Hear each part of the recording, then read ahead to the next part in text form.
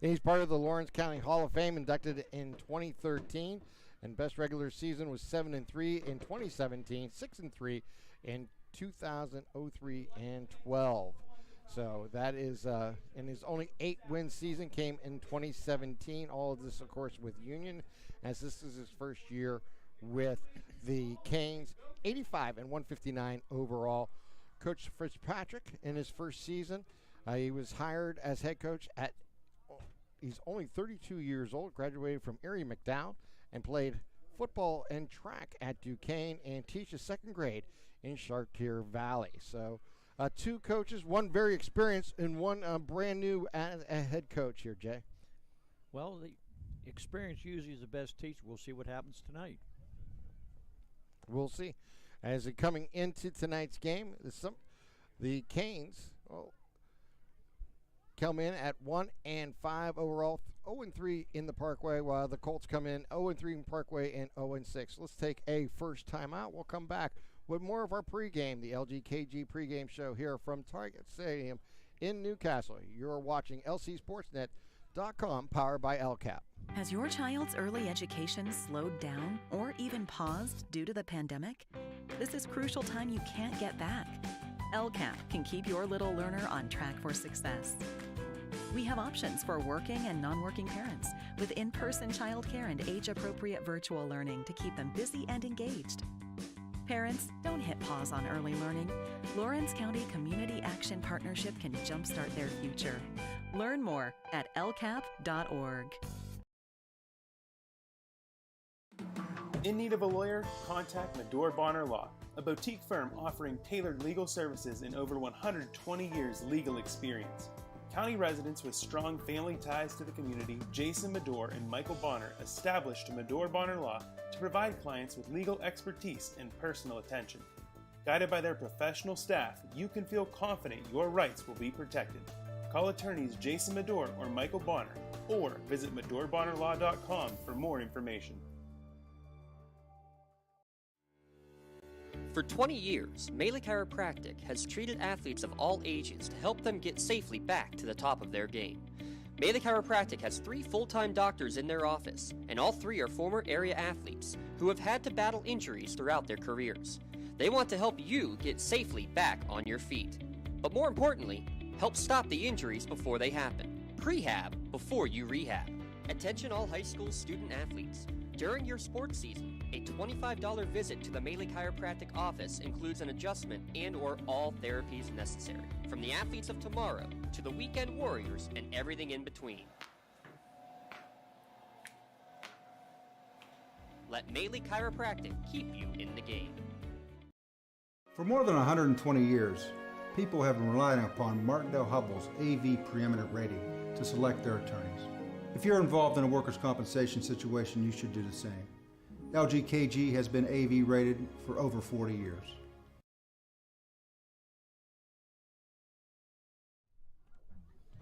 And welcome back here to the LGKG pregame show.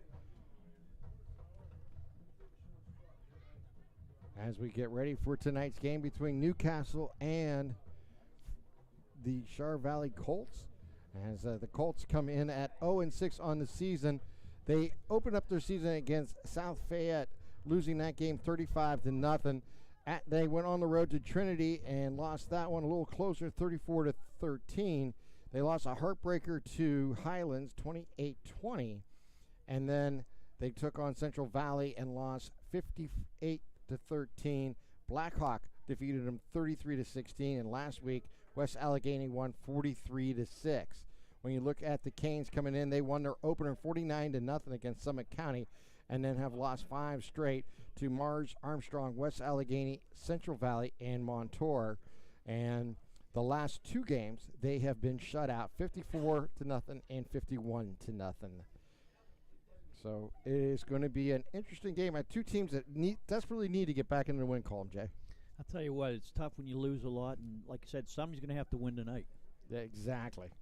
As we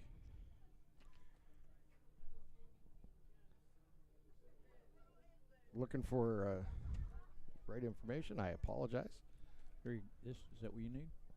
No, we'll worry about that later. Okay. You're listening to the LGKG pregame show.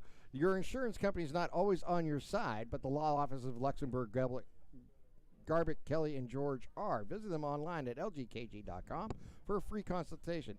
Let the law firm of AV-rated attorneys and super lawyers guide you through your legal process.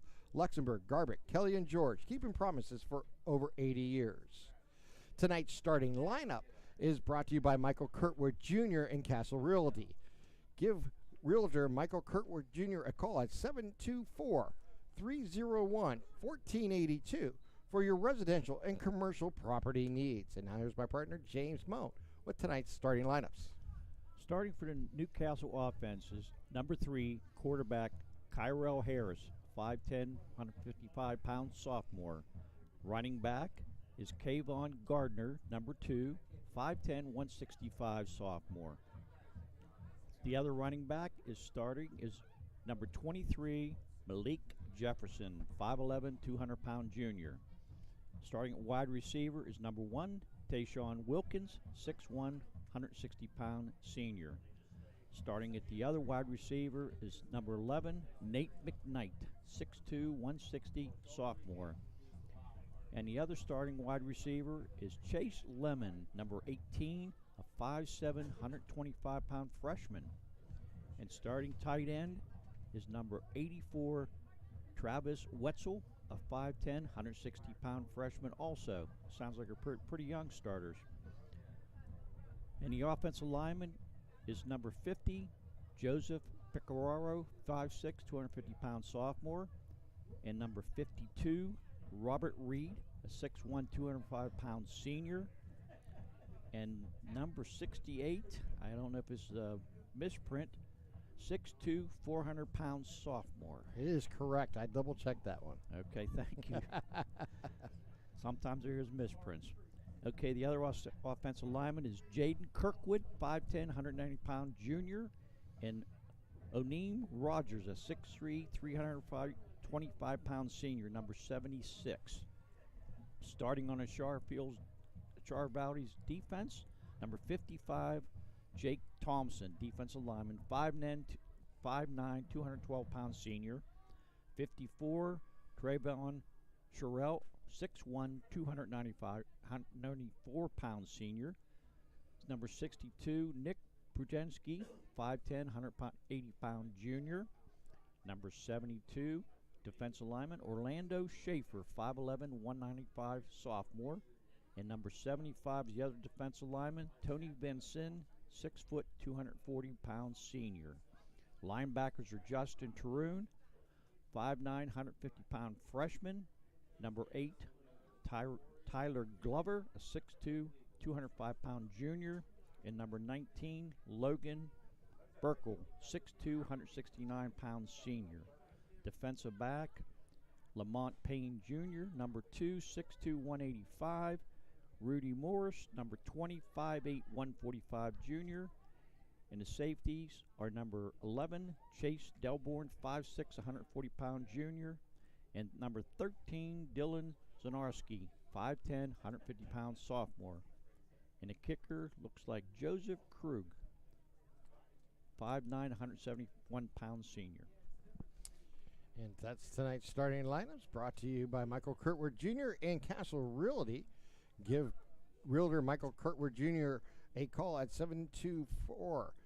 724-301-1482 for your residential and commercial properties. Check them out at current listings or list your own home at castle-realty.com.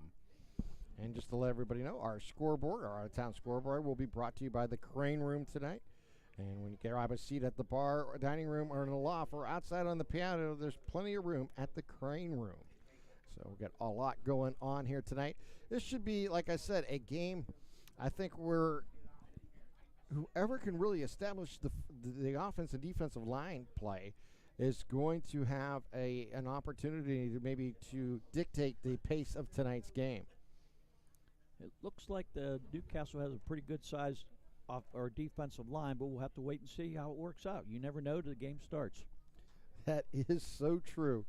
As we look at the Class 4A Parkway Conference, and top of the conference is Central Valley. They're 3-0. Aliquippa's also at 3-0. West Allegheny and Blackhawk and Montour all at 2-1. And then you have the 3 winless teams in the conference play in Ambridge, Newcastle, and Char Valley. And, of course, Newcastle and Char Valley meeting here tonight. So one of them, most likely, will get their first win in conference play here tonight. Looking at Newcastle, they're averaging 13.8 points per ball game and giving up 42.8. By Char Valley is averaging 11.3 points per ball game and giving up 38.5. Let's take another timeout. When we come back, we'll get you ready for tonight's kickoff here from Taggart Stadium in Newcastle as the Canes will be taking on the Colts here on lcsportsnet.com, powered by LCAP. When it comes to protecting those you love, the businesses you've built, or the things you've earned, you need someone you can trust. Who better to protect your interests than a local insurance agent? Pontius Insurance is a team of local agents helping local residents in Lawrence County and surrounding areas, specializing in auto, home, business, and life insurance. Come see Dan Pontius, Jessica Weiland, Tracy Giddings, and the rest of the team at Pontius Insurance and receive the personalized service you deserve. At R. Cunningham Funeral Home and Crematory, we are a proud 6th-generation, family-owned and operated funeral home located centrally in the Newcastle and Neshannock communities. Our large facility and experienced staff allows us to accommodate any family with personalized services. To learn more about our services and pre-planning, visit our website at www.cunninghamfh.com or follow us on Facebook. Allow our family to help your family.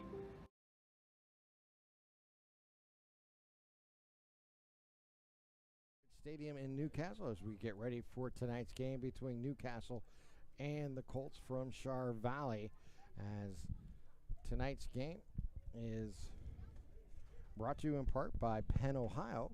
Give Penn Ohio bottled water for delivery of 3 to 5 gallon water coolers, or get a case of bottle delivered to your home or work.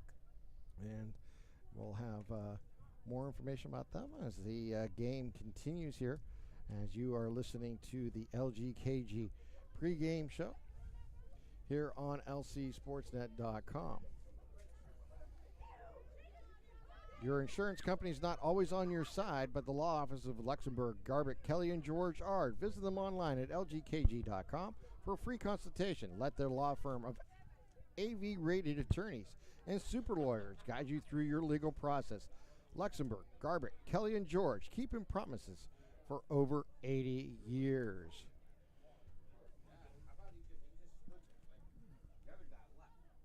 Looking at some of the stats coming into tonight, first for Char Valley, we're looking, they've been using Gavin Owens primarily as quarterback, and he has completed 44 completions of 92 attempts with 3 interceptions, 3 touchdowns, and 673 yards.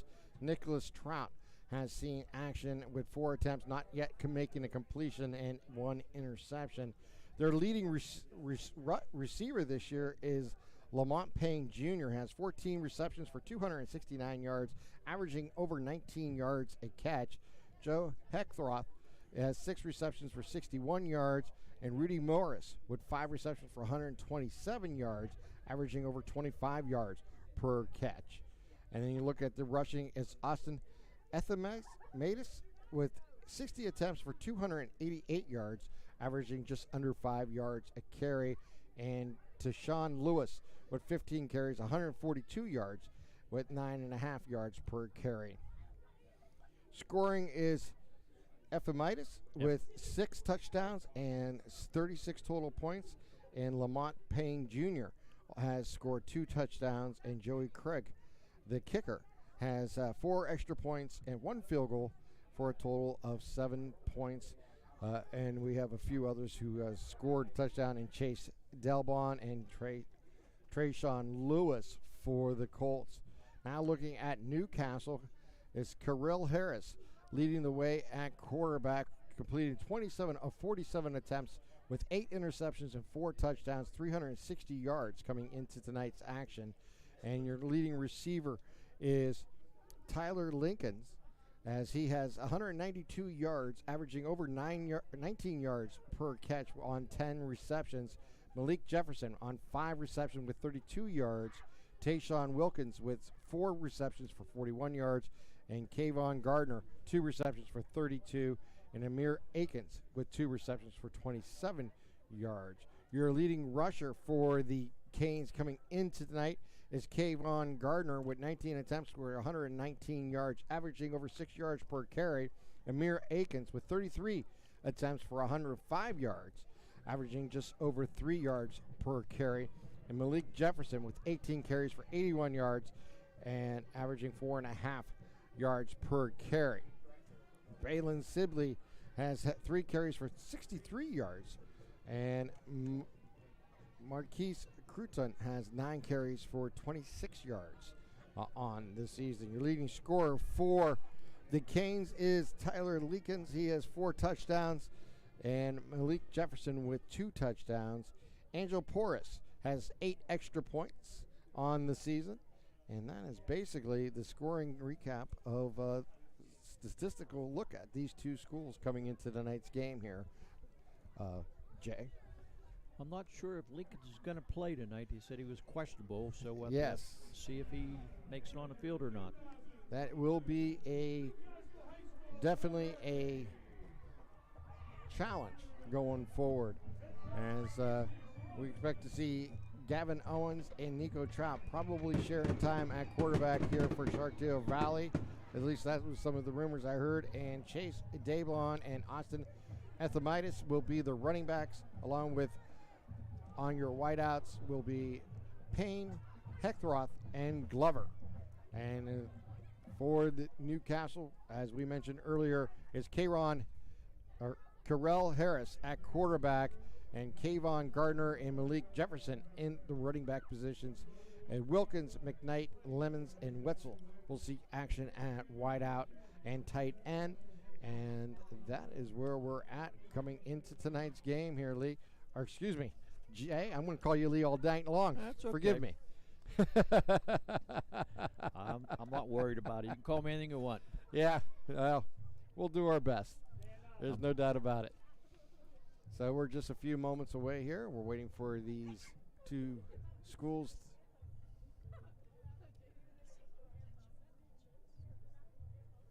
Just about ready for the national anthem.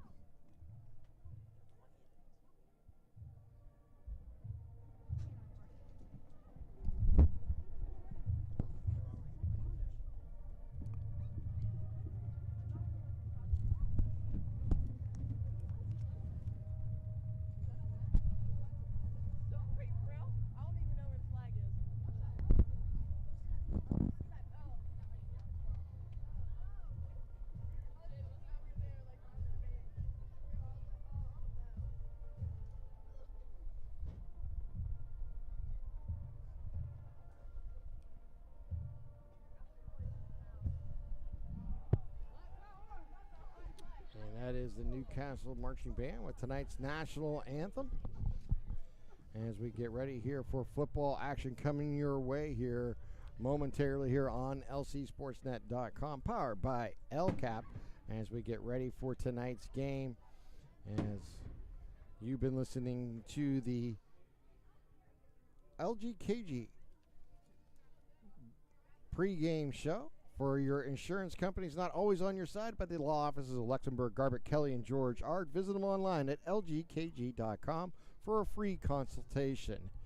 And we will be just a few moments away. You know, I think some of the keys tonight here, Jay, is really, as I mentioned earlier, is the offense and defensive lines for both teams. Who can establish the play up front and maybe get the running game going, because both these two teams are looking to run the ball some tonight. It doesn't look like either one really throws the ball that much, so like you said, it's going to depending on the running game and who can get established. It looks like Newcastle, like I said, has the bigger the lines, but that doesn't always mean the better the lines. Yes, and it will be a very interesting game here tonight as these two schools come in winless in the conference at 0-3. Newcastle with the only victory between these two schools as Newcastle got the season kickoff win in a shutout fashion earlier this year and have been on a 5-game losing streak coming into tonight, while Char Valley has been winless in all 6 of their previous games. Looks like they're coming out for the coin toss. And just to remind everybody, make sure you stop by the Red Zone on Willington Road in Neshannock for all your county sporting apparels. Visit for sporting goods, custom apparel, embroidery, and more. Spirit Sales can help raise money for your organizations. Fill out the form at the Red Zone, and it does the rest. Visit them online at theredzone.com and see your group can score big at the Red Zone. All right, we have the coin toss going on now, and we'll once we find out exactly what transpires, we'll let you know. As you can see that on your screen. Glad to have you aboard. I'm Tim Continental along with Jay Moan, and it was Char Valley winning the toss and deferring to the second half. So Char Valley will kick off left to right on your devices here tonight, and Newcastle will get the ball to start the first half going right to left. So we're just a few moments away, 12 minutes on the clock, as we get ready for tonight's action here from Taggart Stadium in Newcastle. And glad to have you aboard. Jay Moan, I'm Tim Continental. Spencer Work on the spotter tonight. We have Viggy on the producers, and we'll find out who else is here tonight. We're flying solo tonight. All right, I love it. Viggy got his hands full. I'm sure he'll do a good job. He always does. He's the best. There's no question about it. We're happy to have him. All right, here we go. 12 minutes on the clock. I had a little trouble getting here today because I ran into the homecoming parade, and they wouldn't let me through. So it took me a while to make a kind of a detour to get here and then find a place to park and walk here. So it's been a interesting start here tonight. So my first time ever here at Taggart Stadium. Been to the field house many times, as I've had the pleasure of calling the Red Hurricane basketball for many years now, and look forward to that. But right now we got Red Hurricane football as they'll take on Char Valley here on the lcsportsnet.com. For Viggy producing, Spencer running the spotter. We're on our way as the kick goes to the 30-yard line. It's picked up there, and they'll bring it across up to about the 40-yard line. Running the ball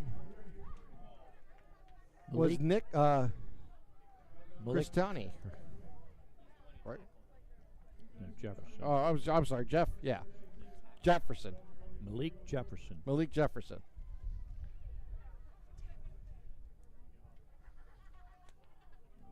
All right, here we go. First down and 10 here for the Red Hurricane. They'll have a wing on the left-hand side, receiver out to the right, and receiver to the left.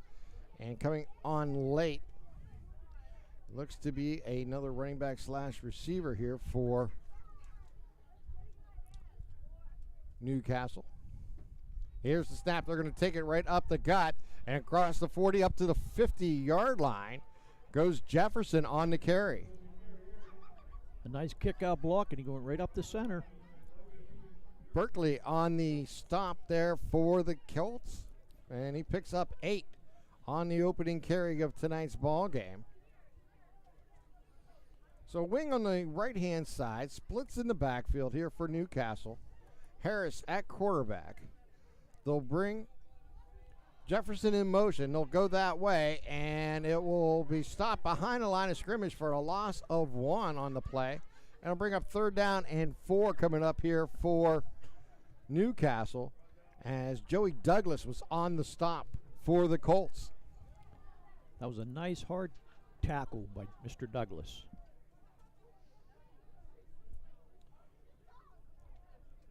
So it's changing some personnel here for the Canes. Harris to be underneath center, I in the backfield, 1 receiver left and right.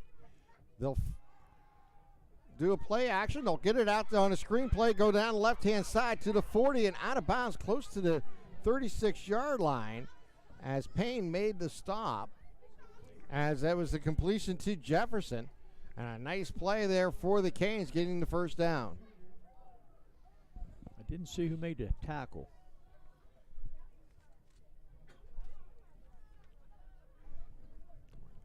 So first down and 10 coming up here for Harris. Or actually, it's going to be Jefferson taking the snap as a direct snap. Jefferson goes up the middle, and he'll pick up one as Glover was on the stop.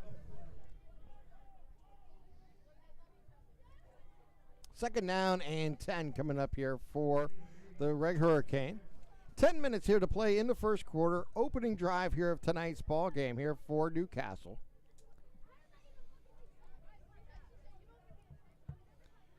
They'll send a double wing to the left-hand side. One receiver left, one right. They'll move Jefferson to the right side of the wing, and underneath center is Harris. They'll run the sweep. They'll get it to McKnight, and McKnight's going to be tackled in the backfield for a loss as Justin Terhune made the stop for the Colts. So third down and 15 after that negative play here for the Canes. Well, they went from 1st and 10, now it's 3rd and 15. It's not the way you want to do her, but see what they come up with. Well, last time they ran a really nifty string play out to the left-hand side. Let's see if they try to get it back in the hands of Jefferson as Harris is in at quarterback. Three receivers to the right. Harris takes the snap. He's back to pass. He's looking down the middle, now looking left side. He'll fire deep down the sideline, and it is going to jump ball, and it's going to knock incomplete. Morris on the defense there for the Colts, knocking that ball down. Almost came away with the interception. The ball was a little bit underthrown. If he would have laid it out a little bit, he could have went in for 6, but just a little short. So the Canes will punt it away as Malik Jefferson will go into punt formation.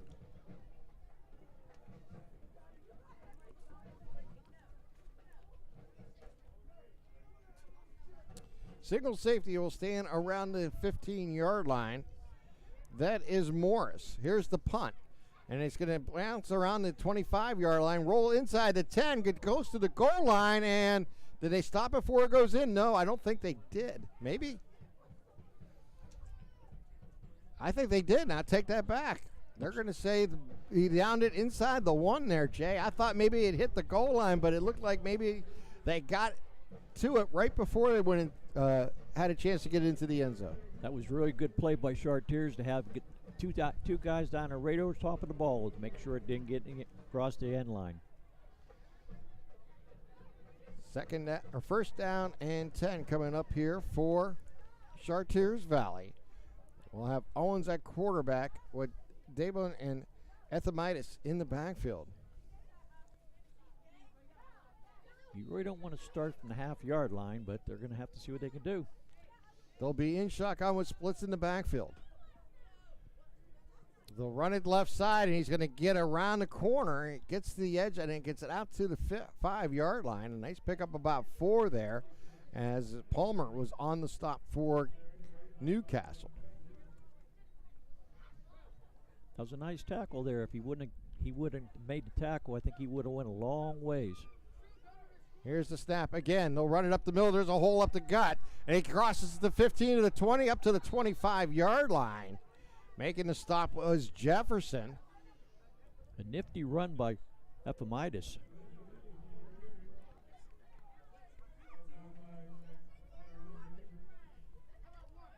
First down and 10 coming up here for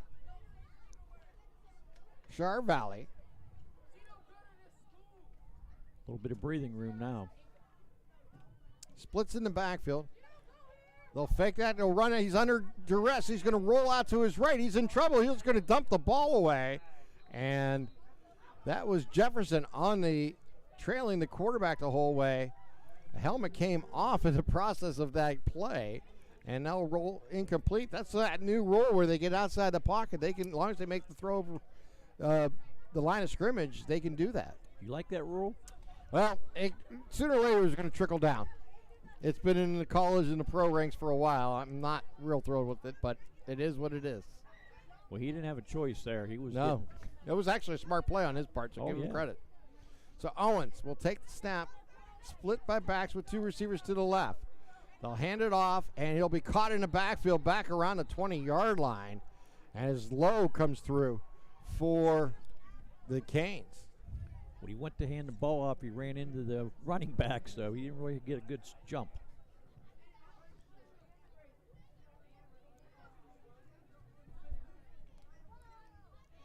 Wasn't one of the cleanest handoffs you ever want to see. So the play comes in from the sideline. They go no huddle, do the Colts. They'll send four receivers in pattern, two left, two right. Ethemitis is the running back to the right of Owens. He's back to pass. He's looking left side. He's in trouble, and he's going to be sacked back at the 5-yard line as Lowe comes through again. Comes through again here for the Canes with a big sack. That's not what you wanted to do. But like I said, he couldn't get rid of the ball. He didn't have a choice. No, he really truly didn't, did he? At least he didn't fumble it. He knew he was going to get tackled, so he just held on the ball. Tyler Leakins is back to receive the punt. He'll stand around the 35-yard line as they'll punt from the end zone. They'll get the kick off. It's a high kick. It's going to bounce around the 30-yard line and roll dead around the 34-yard line, and the Canes are going to take over in great field position at the Colts' 34-yard line for their second possession of tonight's ball game.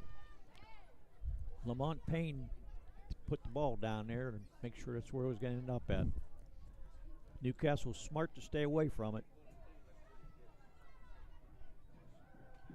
So the Canes, first down and 10, and they'll start deep in Shar Valley territory at their 34-yard line. They'll send one receiver to the left, one to the right. Harris will be underneath center with the I formation in the backfield. Handoff goes to Jefferson. He'll go right side, and he's going to get tackled behind the line of scrimmage. He'll lose one on the play as Ororo made the play.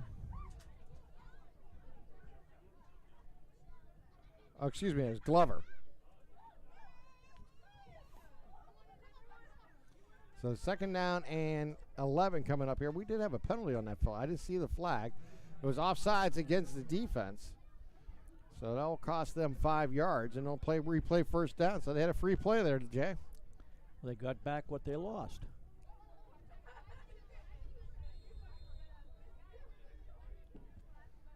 They lost 5 and got it back on a penalty. I formation in the backfield. Harris will take the snap underneath center. He goes back to pass. He's looking on a deep run. He's in trouble. He rolls to his left. He has some room in front of him. He throws it. He has a man open at the goal line. Throws it into the end zone for a touchdown. Wilkins, the 6'1", 160-pound senior wide receiver for the Canes, comes through with that one.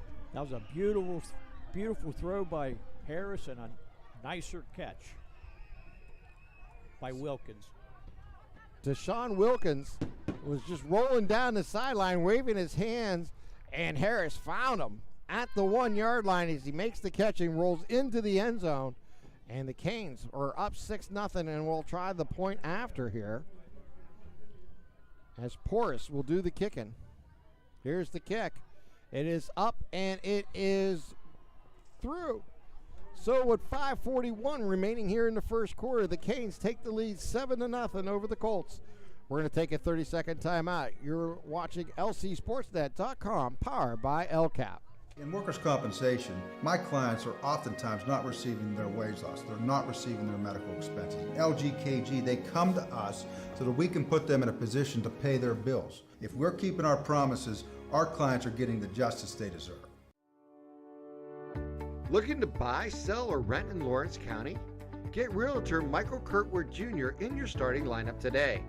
Michael Kirkwood Jr. of Castle Realty caters to buyers, sellers, and renters of Lawrence County and the surrounding areas. Call Michael Kirkwood Jr. at 724-301-1482 today. Check out his current listings or list your home at castle-realty.com. People you know, people you trust. Welcome back here to Tiger Stadium as the Canes take a 7-0 lead with 5:41 remaining here in the first. As Angel Porras tees the ball up at the 40-yard line, kicking right to left on your devices. It steps into it and kicks it deep and down the sideline, and it will go out of bounds. And they will see if Char Valley decides to take the ball at the 35-yard line. And it looks like that will be the decision as the offense comes onto the field. So it'll be first down and 10 here for the Colts at their own 35. So good field position to start this drive, unlike the last time when we were inside their own 1-yard line. Well, that's not what Mr. Porras wanted to do, but that happens. See what happens now. First down and 10, ball at the 35-yard line. Gavin Owens, a 6'1", 170-pound senior quarterback. Where's number 5 for his Colts team? Will be in the pistol. Ephemitis behind him. 2 receivers to the right, 1 to the left. Hand off to Ephemitis, and he's going to be stopped at the 30 for a loss, close to 4 yards on it, as Kirkwood makes the stop.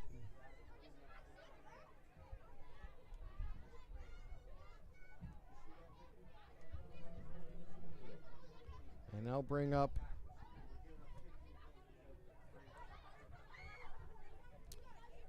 second and 14.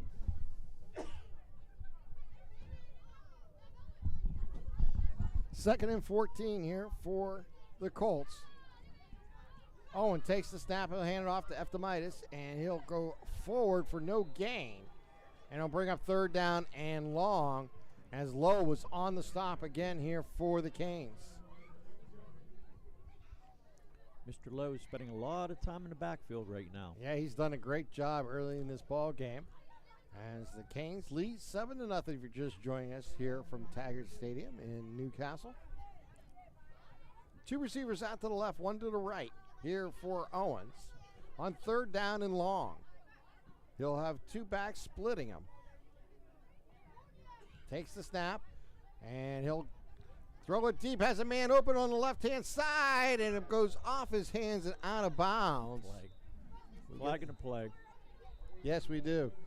As Tyler Leakins was the defensive back on the play, and I think we're going to have some pass interference here against the Canes.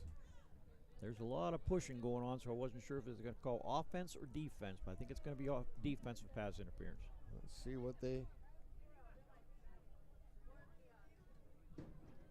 So 15 yards will go against the defense, and this is going to put it right close to the sticks. It'll be interesting to see if this is enough for the first down. And it should be. Yes, it is.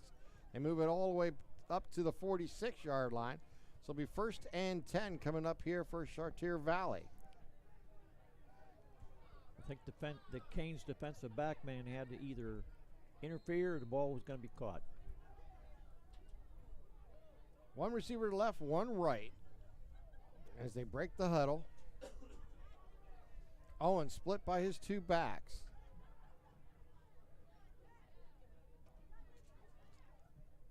Takes a high snap. He'll hand it off to Ephemitis. He goes forward. And there's another flag comes down as he gets a 1-yard gain as Reed was on the stop for the Canes. I'm not sure what that flag's going to be for. I wonder if it was a face mask because it was right at the tackle almost.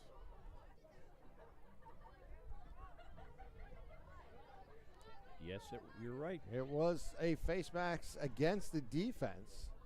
I think this might be the 5-yard version. And it is. And it brings the ball across midfield to the 49-yard line of the Canes. But it'll be first down and 5 coming up here for Char Valley. See if they take advantage of this situation in their position if they go deep here on first down. 1 receiver left, 1 right. Splits in the backfield for Owen.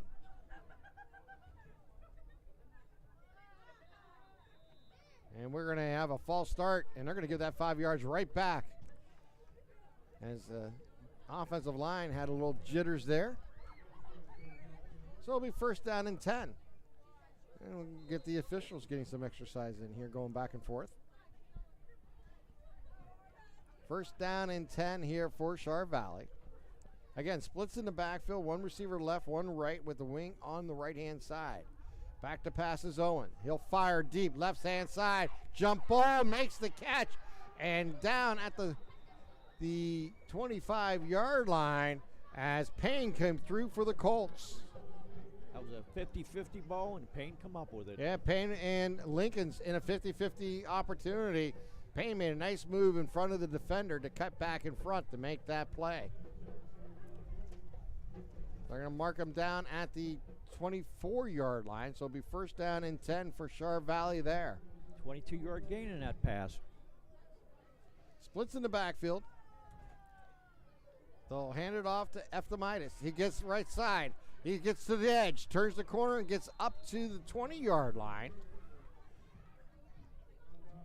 Shannon House on the stop for the Kings. He lowered his shoulder and got a couple extra yards there. So second down and about 6 coming up here for Char Valley.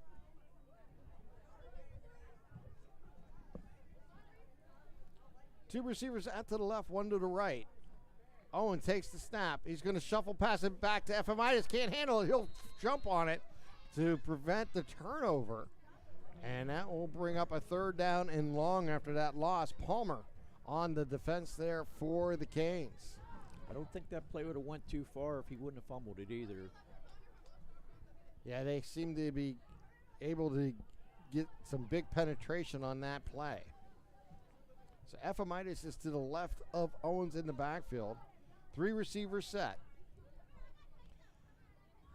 And they'll run the RPO down the middle, and it's picked off the hands of the intended receiver, Glover, and picked off by Wetzel as he came through for the Canes on that deflected pass. That was a perfect pass right in his hands and right out of it.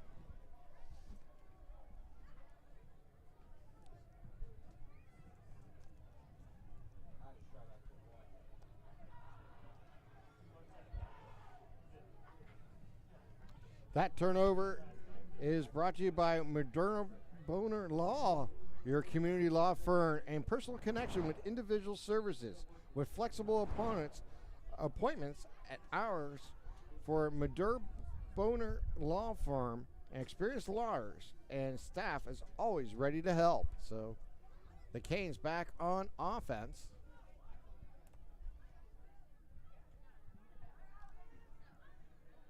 As Harris takes the snap, he'll hand it off. They'll roll it right side. Taking it up is Jefferson, as Zarnecki is on the stop there for the Colts.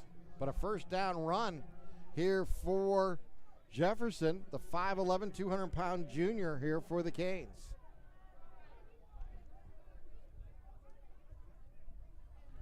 Two minutes, 25 seconds on a moving clock here in the first quarter. Canes lead 7-0. One receiver left and right here for Newcastle.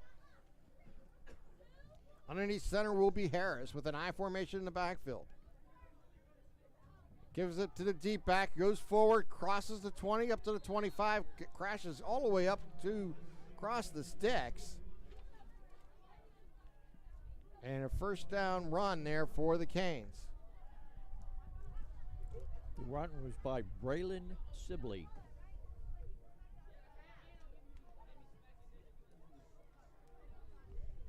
So one receiver left and right here for the Canes. Again, underneath center is Owen. I formation in the backfield. They'll hand it off. They'll go left side, right side. Gets up to the 30 and crosses forward as Wood on the carry for the Canes.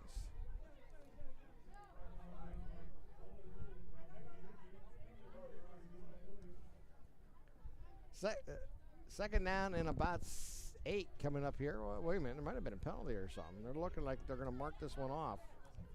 There was a flag on the play. I didn't see that. It was a dead ball foul. personal foul against the offense after the play. That's a killer. Anytime you make a mistake that can cost you 15 yards on your offense, that's a huge mistake here for the Canes. I did not see what happened. I got to be honest, I missed it too. It came after the play. And I'll mark the ball back at the 16-yard line. You go from the 28 to the 16. That's not the way you want to go, especially after a nice run he just had. So Harris will take the snap. He'll hand it off. They'll go right side.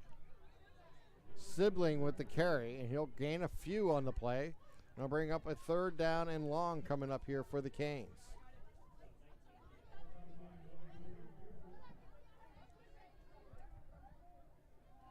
Third down and 20. Yeah, I was going to say about 20 coming up here for the Canes. We're down to under a minute here to play in the quarter, and we're going to have a timeout taken here by the Canes. So we're going to take our first Pontius timeout. As this Pontius Insurance timeout, make sure you take the time to save money on your insurance.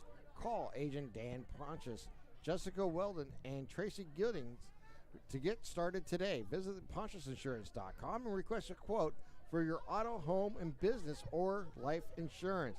Get the best rates and customer service by calling local agents at Pontius Insurance. It's our first Pontius Insurance timeout here, and it comes with 54 seconds remaining here in the first quarter. Probably time for maybe one play, possibly two, but I figure one play that'll be about it. The quarter should be over. Well, situation here is, do you want to throw downfield or maybe try to set up a screen and just see if you can, catch them behind the play?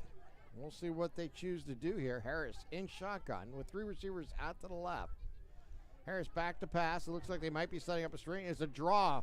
Harris on the move, crosses the 20, spins to the 25, and he's down there. He's going to be way short of the sticks and bring up 4th down as Gavin Nestor was on the stop here for Char Valley.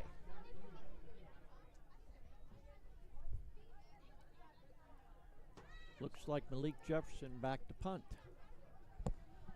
Yes, it is. And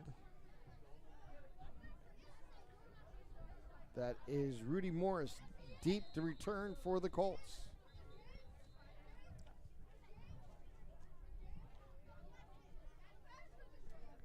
We have stoppage in play here.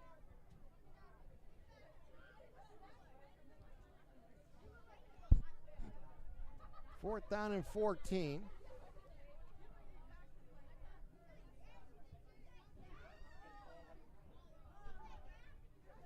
Malik Jefferson's in the punt formation. We're going to have illegal substitution against the defense, or excuse me, against the offense. That was the defense. And they declined it. I think it might have been against both, to be honest, because he pointed both ways. I saw him point to Chartiers, and you saw him point to Newcastle. Yeah. Well, needless to say, no change in the ball, and it's 4th down and 14, and Jefferson's in to punt the ball away. Good snap. Here comes the rush. He gets the kickoff, and it's going to bounce at the 50 and roll inside the 40-yard line and come to a stop around the 37-yard line. And it'll be 1st down and 10 for Charvale Valley there, and we have played one quarter here at Taggart Stadium in Newcastle with the Canes leading the Colts 7-0. You're watching LCSportsNet.com, powered by LCAP. Whether you're hosting a big party, it's family dinner night, or you just need a place to go and watch the big game, the Crane Room Grill is the place to be. Need that something special for your upcoming event? Ask about the CR Brewing Company's custom brewing options to give your big day that personalized touch that your guests will never forget. Visit craneroom.com to see their full menu, or call in your takeout order now at 724-656-1553.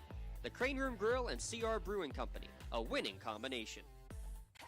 DNR Lawn Care can take care of all of your landscaping and grass cutting needs. They are fully insured, accept just about any payment method, and have nearly 20 years of experience in the lawn maintenance business. Call DNR Lawn Care today to schedule an estimate or send them a message on Facebook. DNR Lawn Care. Have your lawn done right. Welcome back here to Taggart Stadium in Newcastle as we enter the second quarter with 12 minutes on the clock. Char Valley facing a first down and 10 at their own 37-yard line. Owens will take the snap with splits in the backfield. Owens will keep and go up the middle. He's going to gain about 1 on the play. And now bring up a second down and 9 coming up here for the Canes. Looks like Malik Jefferson, was on that stop for Newcastle. Second down and a long 9. One receiver to the left, one to the right here for the Colts. That is Heckworth and Payne, your receivers. Owens takes the snap. He's looking right side. He's going to fire, and it's going to go off his intended receiver, his tight end, Tyler Glover, the 6'2", 205-pound junior, and bring up third down, and let's call it a long 8 coming up here for Char Valley. The throw's a little high by Owens, so the receiver tried to go up and get it, but he just couldn't come down with the ball. He was open. He would have probably got the first down with that throw. So third down and long coming up here for the Colts. They're going to send a 3-receiver set, 2 to the right, 1 to the left. Back to pass is Owens. He's looking down the middle. He winds and throws, has a man wide open down the middle, makes the catch, and is brought down immediately at the 22-yard line. Lamont Payne Jr. making the reception. It was Lincoln's on the defense for the Canes. What a beautiful pass by Owens, and Payne right up there and got it. That's the second time we've seen Payne make a nice move on the ball. So now we'll have Gavin Owens in the pistol. Ephemitis behind him. High snap. Hand off to Ephemitis. He goes forward. Goes left side. And he's going to gain maybe 1 on the play. Wood on the stop there for the Canes.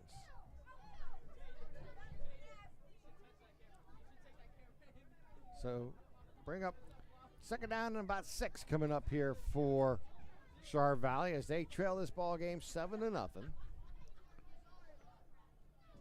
Newcastle seems to get the running down. They can't get too many yards running, but the passing seems to be the way to go. Ephemitis with the ball, goes right side, gets to the corner from the 10, inside the 10 for the first down, as Shannon House on the stop here for the Canes, but that is a first and goal run there for the Colts. As they say, they're not getting any yards running. They rush for a first down. First and goal from the 6-yard line here for Char Valley. One receiver left and right. Ephemitis in the backfield. Handoff goes to him. He fumbles on the ball and the hit, and the Canes recovered. The Canes keep the Colts out of the end zone, as making that play was number 20. Hitting the ball first was Sibley, and Wood making the recovery. I just thought about time to think they're going to get a score. They fumble. Last time they had a wide open guy and it went off his hands and they had an interception. Keep shooting themselves in the foot. Moderna Bonner Law Firm. That your turnover is brought to you by the Moderna Bonner Law Firm, making you protect your possessions. That's Moderna Bonner Law Firm. You can find them online at modernabonnerlaw.com. First down from the 5-yard line. Canes take the snap. They'll hand it off, and it'll power football to the left side with Jefferson. And he's going to gain about 5 on the play. Glover on the tackle here for Char Valley.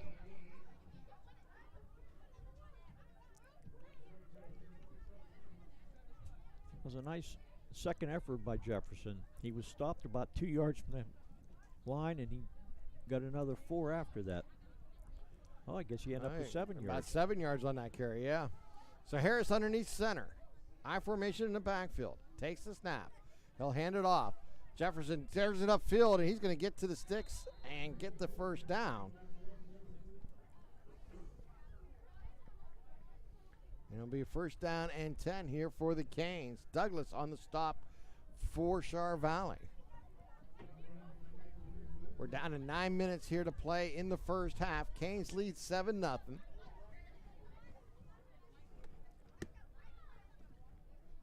Fast-moving first half so far. Yeah, we've seen some air attacks, but mainly on the ground for both teams.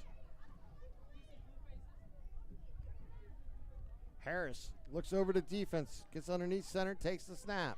He'll hand it off, and he'll go straight up the gut towards the left side. He'll pick up maybe a yard on the play, as Nestor was on the stop for Char Valley.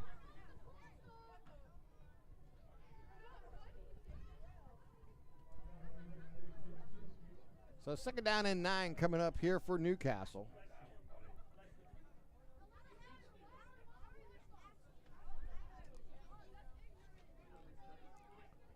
They'll send they'll send 2 receivers.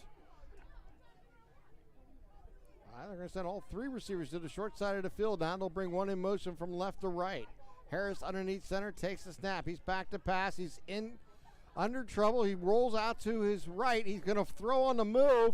High throw, completes it, and gets a first down pass.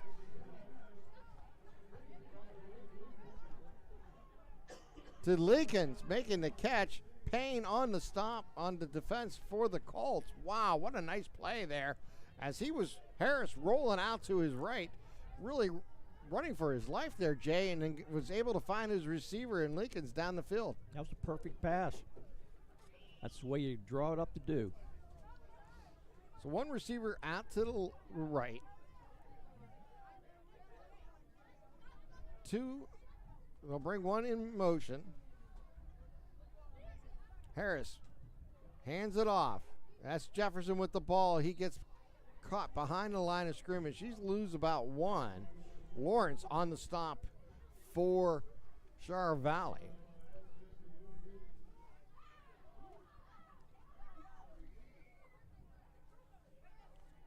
So the ball now at the 34-yard line. Second down and 11 coming up here for the Canes. 6 minutes, 45 seconds remaining on a moving clock here in the second quarter. I formation in the backfield. Harris will be underneath center. Harris takes the snap.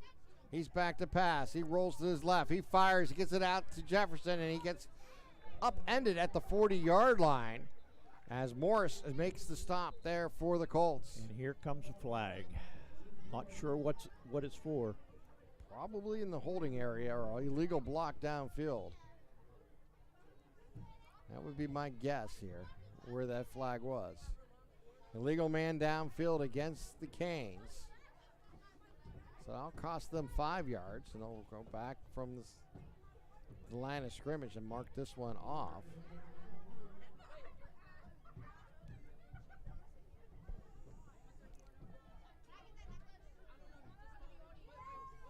So it becomes second down and 16 now here for the Canes.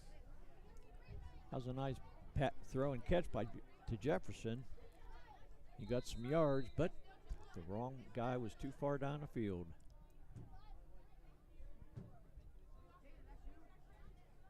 So Harris.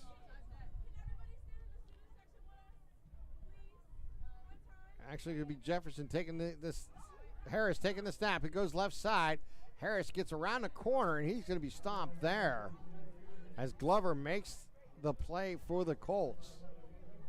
I don't think he gained anything there, Tim. No, bring up a third down and 15.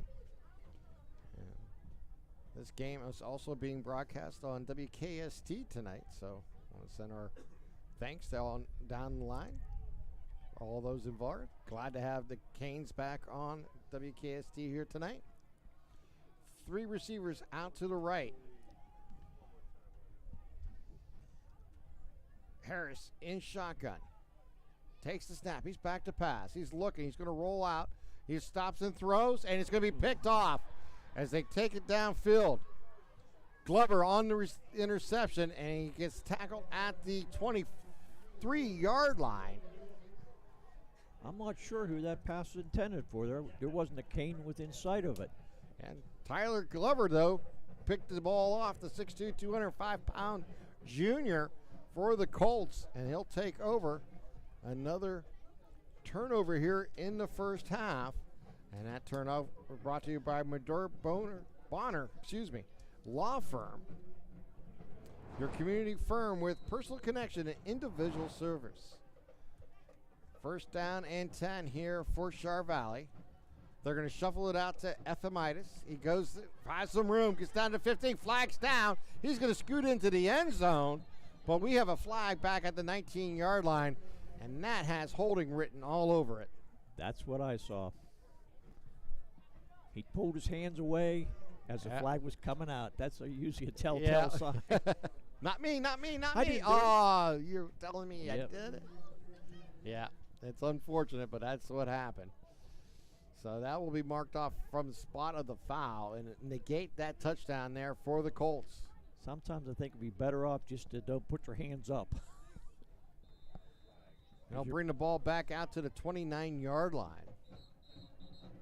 So it'll be first down and about 15, maybe 16 coming up here for the Colts. And we have a Pontius Insurance timeout here for Char Valley. Make sure, Pontius Insurance timeout. Make sure you take the time to save money on your insurance. Give agent Dan Pontius, Jessica Wheedland, and Tracy Giddings a call today. Visit PontiusInsurance.com and request a quote for your auto, home, business, or life insurance. Get the best rates and customer service by calling the local agents at Pontius Insurance. So 5 minutes, 6 seconds remaining here in the quarter. That's the third time Chartiers has had a nice play and something happened. Yeah, get it negated. Yep, 1 fumble, 1 interception, and now a hold. 2 receivers out to the right, 1 to the left. Owens will roll to his right, try throw back left, get it to Glover. Glover down the left sideline to the 20, to the 15, cuts inside to the 10, and it's tackled from behind at the 8-yard line as Tyler Lincolns makes the touchdown saving stop there for the Canes inside the 10. That screen pass was back to the other side, and it was wide open. Somebody didn't stay in her lane that time. So it'll be first and goal here for the Colts as we're under 4 minutes and 45 seconds to play here in the second quarter.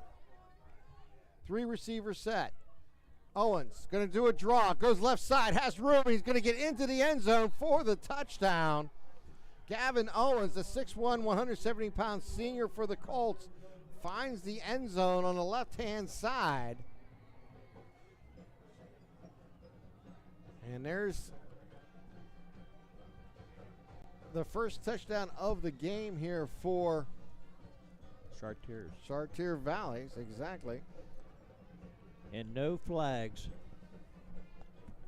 And now comes for our Art Cunningham Funeral Home special, the extra point attempt. And Joseph Krug, let's see if it's not, looks like a different number than what I have, so we'll have to see who's kicking this. And the kick is up, and it is, hits the right upright, no good. So the Canes still lead by 1 with 4:37 remaining here in the quarter. And we'll be back right after this as you're watching LCSportsNet.com, powered by Alcup at 30-second timeout. When the high school season heats up, make sure you have the best gear to support your school. Head to the Red Zone on Wilmington Road in the Shannock for all your county sporting apparel needs. From sporting goods to custom apparel to embroidery and more, the Red Zone has it all. Quality gear for all 8 schools in the County of Champions. Stop by and enter the Red Zone or visit them online at theredzzonesports.com. Score big at the Red Zone. Contractors, the Department of Healthy Homes needs you. From small to large residential projects, you can help families live safer and healthier with the quality work you do. It's rewarding in more ways than one. Call LCAP's Department of Healthy Homes today. Yeah.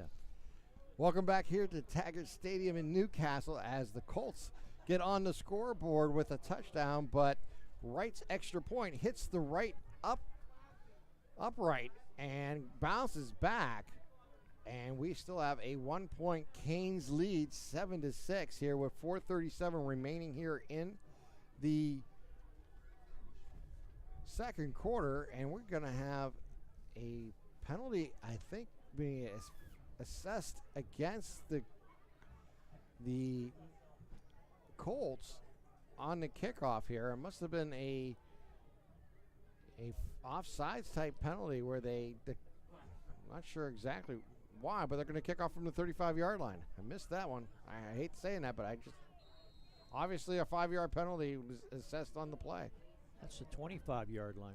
That's a 25. Oh, 10-yard penalty. All right. There's the kick. It's short kick, and it's going to be fielded at the 40. Brought across the 45 to the 50. Gang tackled there and brought down at the 47-yard line. And running that ball back was Sibley for the Canes. And it looks like Clayton Lane was on the stop there for the Colts.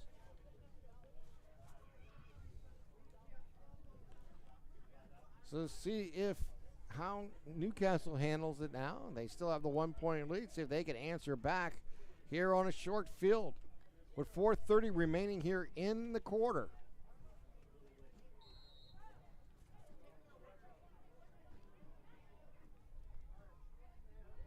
Lincoln's is the receiver. He goes in motion. Fake to him, hand off to Jefferson. Jefferson goes down the middle, breaks it for the 40 to the 30 to the 20, cuts back right side to the 10, fumbles the ball and goes out of bounds around the 5-yard line as Lamont Payne Jr. made a saving tackle, knocking the ball out of his hands of Jefferson at the 5-yard line. I think he went more for the ball than trying to make a tackle. And he was successful at that. He had the tomahawk going. So the Canes get a fortunate bounce as the ball goes out of bounds. And it'll bring first and goal here for the Canes. Jefferson in the eye. Harris underneath center, takes the snap. Hand off to Jefferson. Jefferson dances in the backfield, goes left side, stays his feet, and gets down inside the 5. And he's down to about the 3-yard line as Trout was on the stop for Char Valley.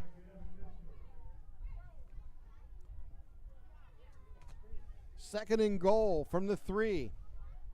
We are in the red zone.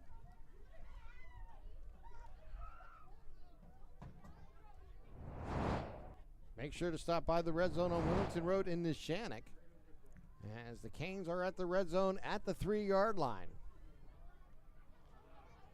I formation in the backfield. Here's the snap. Hand off to Jefferson. He's going to get tackled in the backfield as he gets forward, maybe back to the line of scrimmage. If he did get a short gain, it wasn't much. Tackle by Nick Prugensky. Prugensky on the stop. Jefferson still got an extra yard or so, but he was stopped in the backfield with all his power. He got another yard up. Third down and goal from the 2-yard line. I formation in the backfield. Dot there by Sibley. Jefferson's the fullback. Harris will take the snap.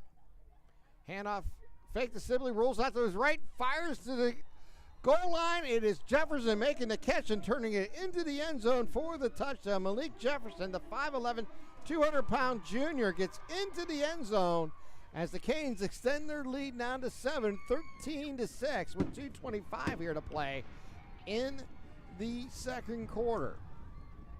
That was nice play by Jefferson. He couldn't be denied that time. They stopped him on the run, but not that nice pass he threw by Mr. Harris. It's now time for the Cunningham Funeral Home extra point attempt. Here's the snap in the hole. The kick is up, and it is no good. Off to the right, as Mason Cook, I believe, was the kicker on that one.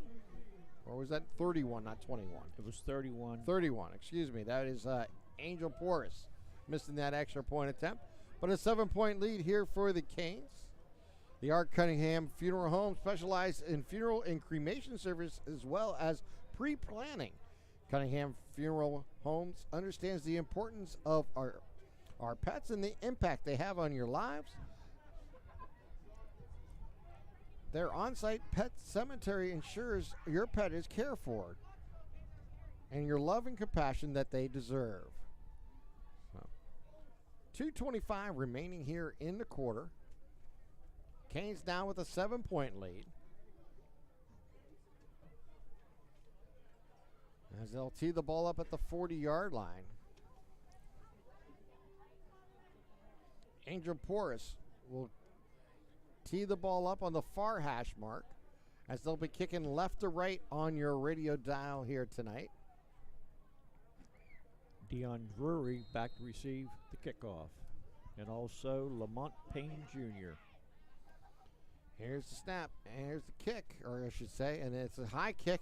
We're going to field it at the 25-yard line. They'll bring it across the 35 and down at the 37-yard line. And it'll be first down and 10 coming up here for the Colts with 2:20 remaining here in the quarter.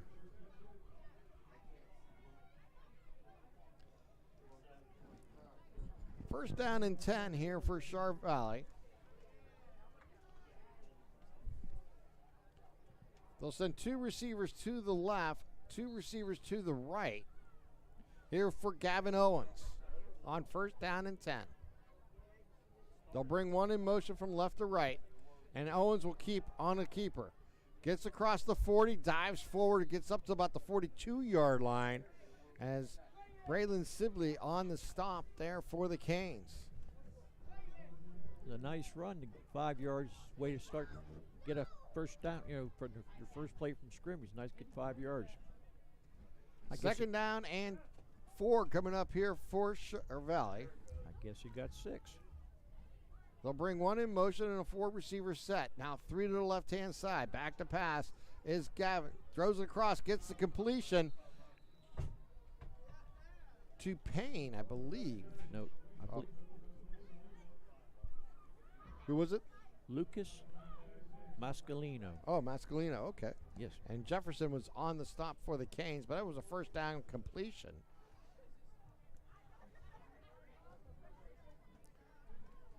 And first down and 10 here with 1:26 here to play in the first half. Here's the snap. Back to passes Gavin. He throws it deep down the sideline. Almost picked off by the Canes. Almost coming up with that is Shannon House.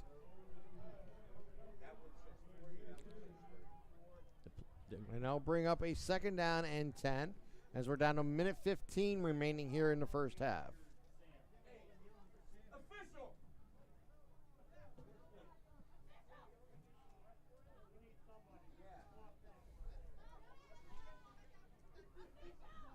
Coming up at halftime will be the Trib Live High School Football Show with Don Rebel and Chris Harlan taking a look at the history of the WPIAL Championship at Heinz Field. So we'll have that here at halftime. Owens will keep. Owens will go up the middle. He'll pick up about 2 on the play as Lowe was there for the Canes.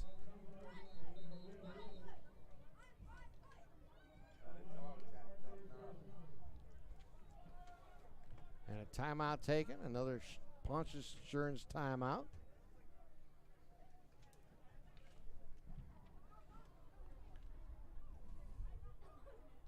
I believe this is taken by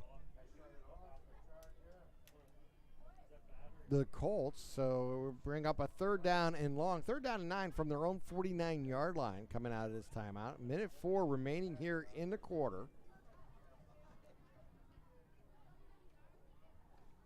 I think we're going to have to go up tempo a little bit here, Tim. Not getting too much on the running, so. Yeah, Tyler Glover has been their main receiver here tonight for Char Valley. But I don't see him out on the field at the moment. Lamont Payne Jr. and 2 other receivers in a stack formation on the left-hand side here for Char Valley. Owen will take the snap in shotgun. He'll roll to his left. He's looking that way. Now he's going to throw back right. And he has a man wide open on the other side, making a sliding catch at the 37-yard line. Was number 20, Rudy Morris for Char Valley. Beautiful catch by him. The ball was underthrown quite a bit, but he slid back and caught it. So we're under 45 seconds here to play in the half. Owens will take the snap in shotgun. He'll do the draw. It goes right up the gut, crosses the 30-yard line and gets close to the 27-yard line.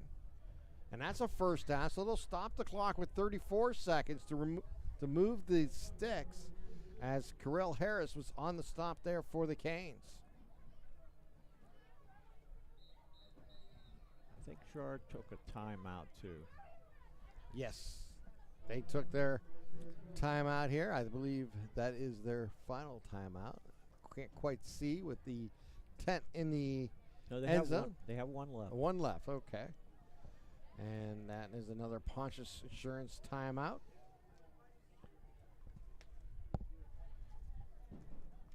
Pontius Insurance. Give Dan Pontius the call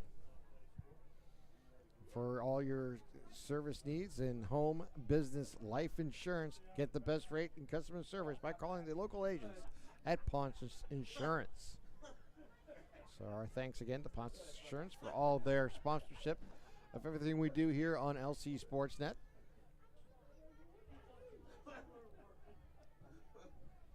.34 seconds remaining here in the half. 1st and 10 for the Colts. Gavin Owens will take the snap. Almost drops it, picks it up, now looks downfield. He'll fire to the end zone. It's a jump ball. Cutting in front, making the catch was Payne. Payne for the touchdown. Lamont Payne Jr. We've seen him do that 2 other times. Cut in front of the defender, and that time made a beautiful play on the ball for the touchdown for the Colts to make it a 13-12 ball game. You couldn't have thrown a better pass, and Payne, like you said, went up and got it. A 50-50 ball, and he was up above everybody to get that ball. Beautiful catch and throw. So right on for the point after here for the Colts. 26 seconds remaining here in the game, or excuse me, in the first half. Here's the snap. High snap, gets the kick down, and the kick is good. It gets just above the crossbar as we are now knotted up at 13 here at Taggart Stadium in Newcastle between the Red Hurricane and the Colts from Char Valley. Been a very entertaining first half. Like you said, somebody has to win, and so far it's even. And that extra point is brought to you by Cunningham Funeral Extra Points. Cunningham Funeral specializes in funeral and cremation service as well as pre-planning. To learn more about their services of pre-planning, visit their website at cunninghamfh.com. Follow them on Facebook. Providing compassion, guidance during one of the most difficult times. Allow our family to help yours. That's our Cunningham Funeral Home. So we'll get this kickoff here at the 40-yard line with just about 26 seconds remaining here in the first half. See if he kicks it deep or maybe a squid kick here, I imagine, huh? I would say so, but you never know. Wright tees it up, and he puts his foot into it. It is a squib kick down the middle. It's going to be fielded at the 25-yard line. Sibling goes left side, turns the corner, gets it up to the 40, to the 45. He's out close to midfield, as it looks like it was best on the stop for Char Valley. So we're down to 20 seconds remaining, and the Canes are going to have the ball in Colts territory at their own 45-yard line. I'm not sure how good the field goal kicker is, but another 20 yards, maybe try a field goal. They're going to officially mark the ball down at the 46-yard line. And here comes the Canes. 4 receivers set, 2 left, 2 right. Shotgun here for Harris. He has a sidecar to his left in the backfield. Back to pass. He'll roll right side. Harris avoids one defender he's going to keep. He's to the 45, runs towards the sideline, and steps out of bounds at the 44-yard line with a minute 22 remaining. Chasing him down was the Lamont Payne Jr. for the Colts. Ran about 20 yards and gained 2. But the most important thing, he got out of bounds there, Jay. Saves the clock. Very smart move there. So he picks up 2, brings up second down and 8 as the ball's now at the 44-yard line. Harris is the 5'10", 155-pound sophomore quarterback here for the Cane.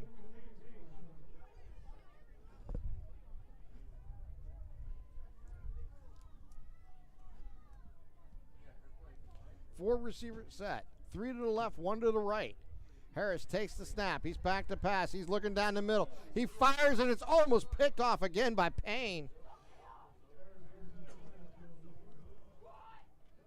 As he dove in front of that ball, I don't think, again, Harris seen Payne in the defensive backfield. Tell you what, Payne is very, very quick. Gets a good jump on the ball. 7.3 seconds remaining here in the half.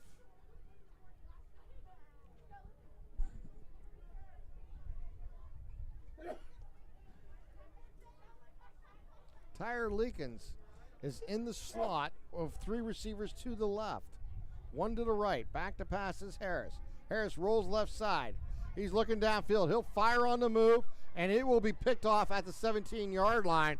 And he crosses the 20, and he's down at the 24-yard line as we got triple zeros on the clock as Morris made the interception for the Colts. And we had a lot of turnovers here in the first half,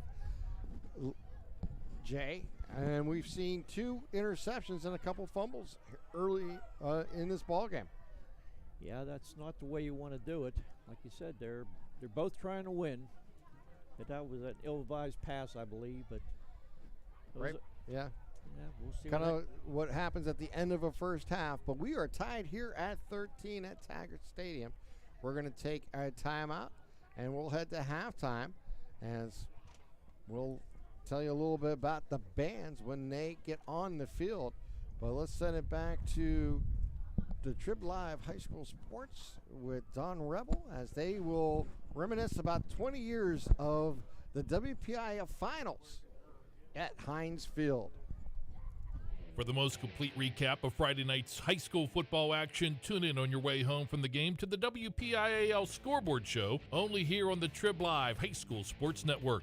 Hi, this is Don Rebel. Join me and a cast of thousands for all the scores with recaps from the top games. Plus, we highlight the night on the Trib Live Roundtable. That's the WPIAL Scoreboard Show after the game on Friday nights on the Trib Live High School Sports Network and at tribhssn.triblive.com.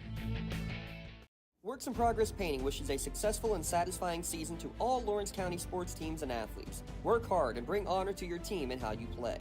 Joe Wright and his family have been providing painting, window cleaning, and other property services for homeowners and businesses in the Lawrence County area for over 10 years.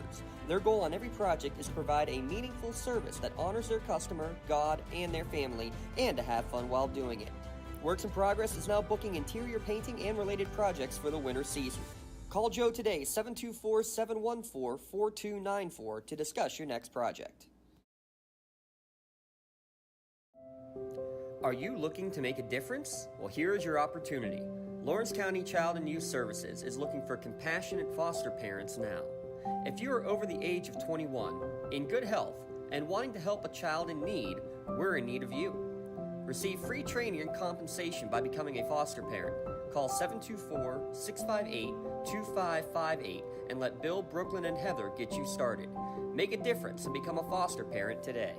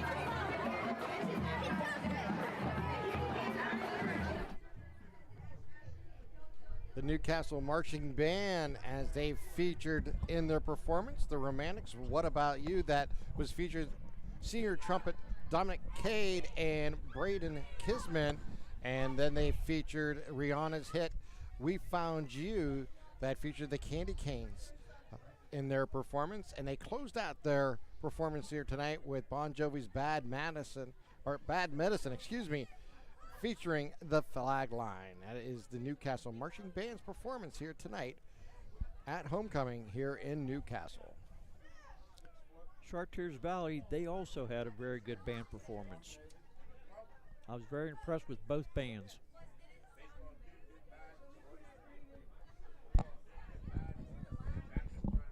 All right, let's take a timeout as we'll get you ready for the second half of tonight's game.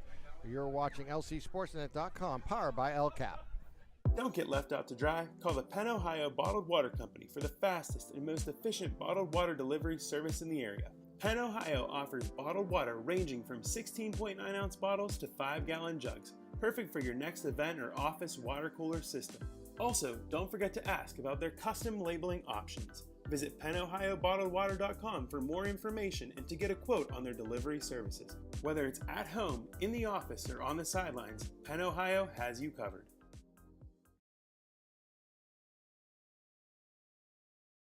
Looking for a unique way to expand your business? Advertise on the Lawrence County SportsNet and be seen by thousands of viewers in the area and around the country on over 100 broadcasts each year.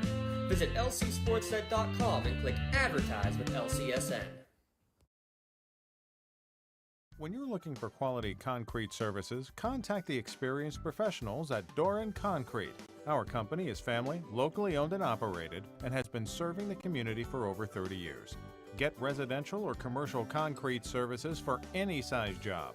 Our skilled professionals offer prompt and reliable services at an affordable price. We believe in the principles of honesty, integrity, and reliability. Get in touch with us for exceptional concrete services at prices that you can afford.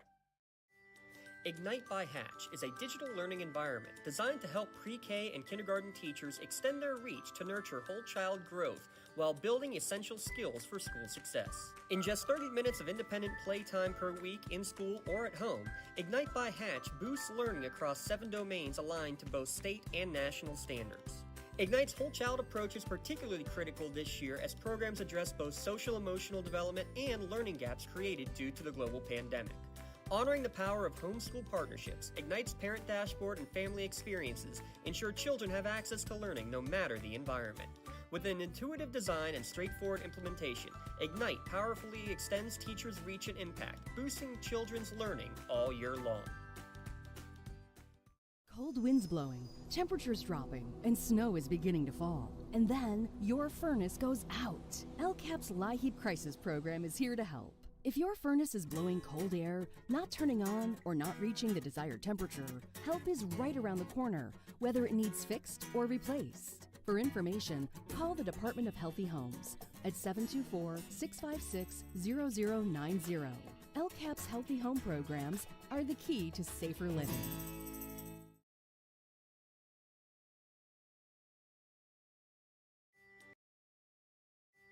Ignite by Hatch is a digital learning environment designed to help pre-K and kindergarten teachers extend their reach to nurture whole child growth while building essential skills for school success. In just 30 minutes of independent playtime per week in school or at home, Ignite by Hatch boosts learning across 7 domains aligned to both state and national standards.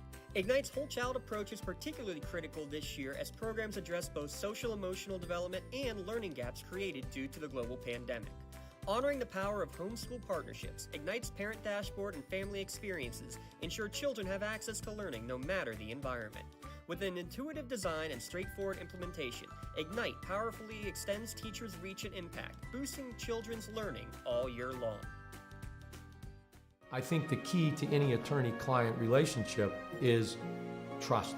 My father told me a long time ago, the definition of personal integrity is really simple. Do what you say you're going to do. At LGKG, we've been doing that for over 80 years.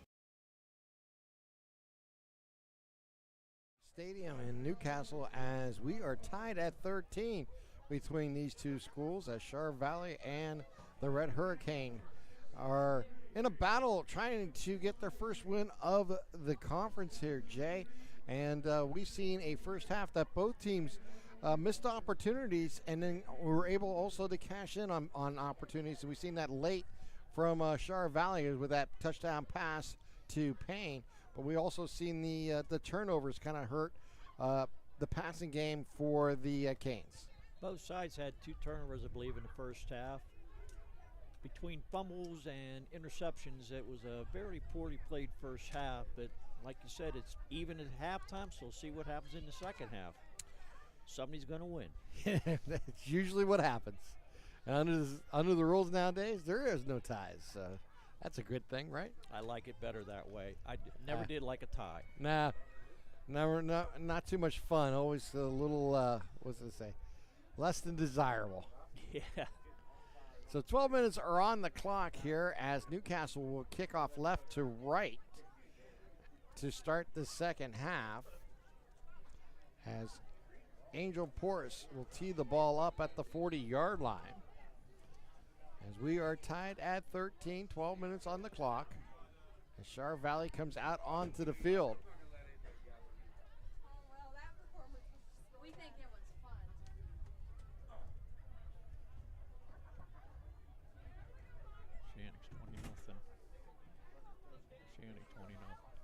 The Shannock's up 20-0 in their ball game. As we'll try to get some scores across the way for you. Now 26-0. Here's the kick. It's a short kick and be fielded at the 21. Dropped there, picked up at the 18. As they bring it across the 25, turn it upfield to the 30, have room to the 40, and making something out of nothing there for Shar Valley was. We had McKnight on the stop, and I think it was Ephthalmitis on the return. That was a nice return. Almost fumbled it, but picked it up and made a nice, quick to the outside return. Good starting position for them. 11 minutes, 49 seconds here to play in the third. Just underway. We're tied at 13. Owens will take the snap. He's going to run the option and pitch it up to Ephthalmitis. He goes left side. He gets to the 45, to the 50, and turns the corner, getting to the edge to the 45-yard line. Nice run as he was pushed out of bounds by McKnight for the Canes. Looks like he gained about 12 yards in that run and got the first down. That's the way you want to start a half. So first down and 10 here for Shar Valley. They're trying to do back-to-back as they scored on their last possession of the first half to tie this game at 13. Owens in the pistol. We'll hand it off to Ephthalmitis. He goes right side. He's going to be stopped behind the line of scrimmage as Kutlin makes the stop for the Canes.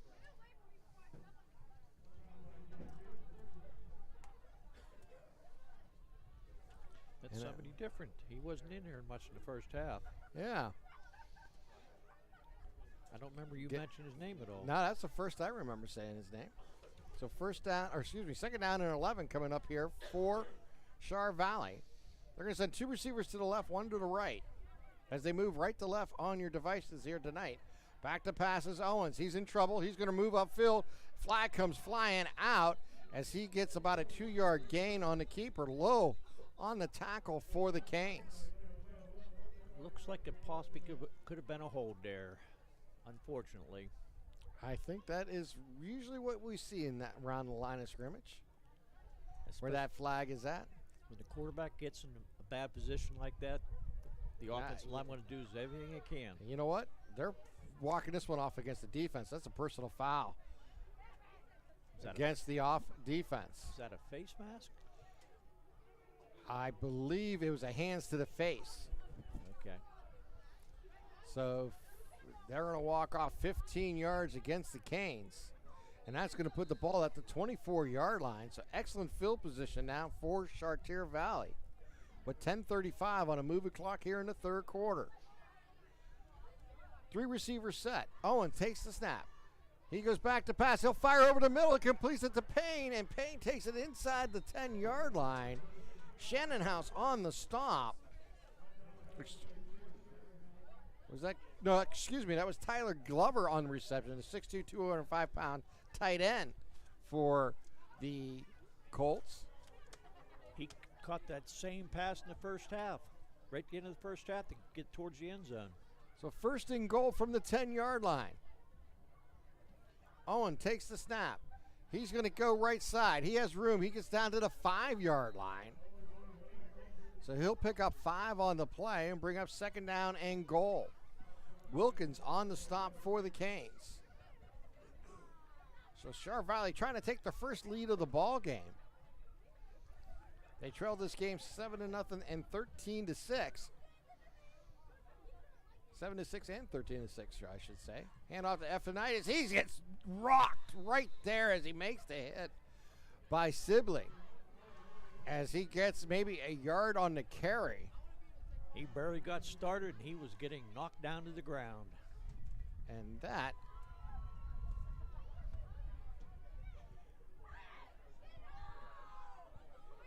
should be our big block of the game there. And they run it again, right side with Ephanitis, and he's going to get maybe a yard on it, low on the stop. They're not getting too much going up the middle.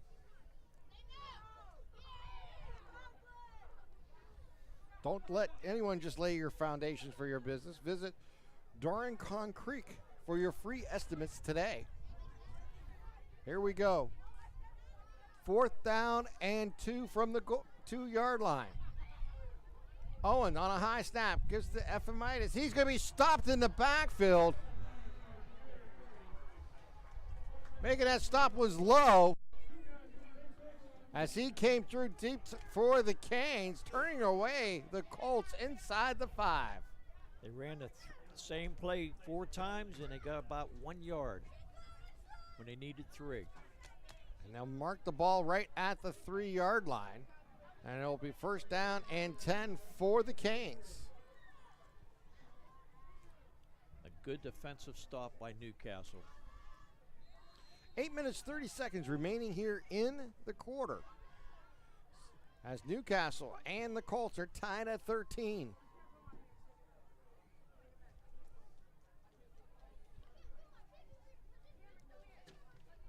Harris will be underneath center with an I formation behind him.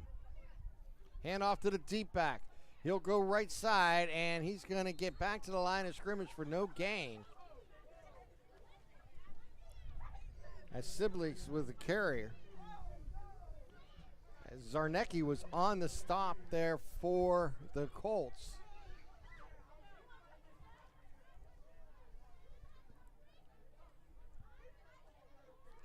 So Harris gets the play in from the sidelines. Nate McKnight will check out. Wilkins will be the receiver out to the right. Harris is underneath center. I formation in the backfield. Hand off to the deep back, goes left side, crashes forward. That's Jefferson with the ball, crosses to 5, stays on his feet and drags a couple more defenders before the play is blown dead around the 6 or 7 yard line. Maybe got it up to the 8-yard line. A nice hard run there by Jefferson. Probably about 4 Chartiers Valley people holding on for dear life, so he didn't break loose. So Corell Harris takes the play in from the sidelines. And if 3rd down and a long 6 coming up here.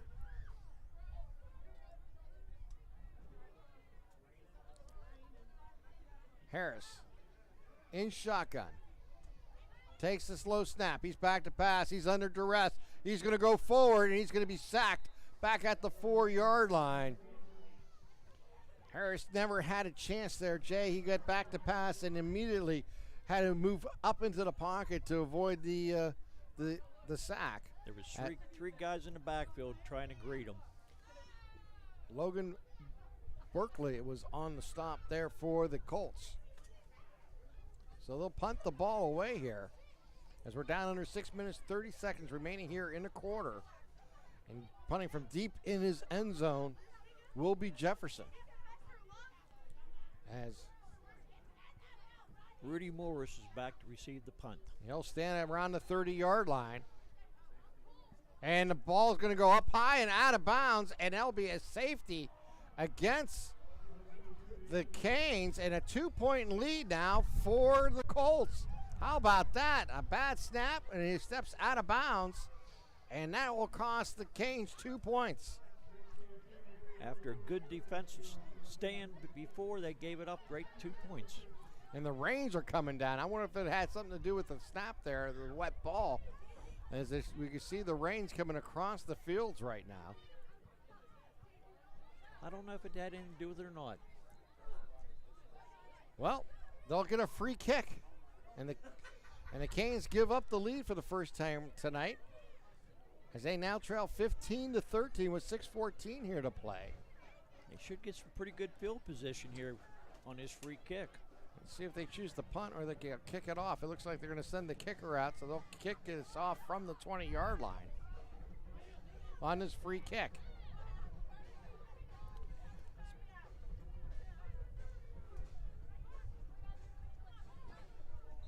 Who's the kicker there?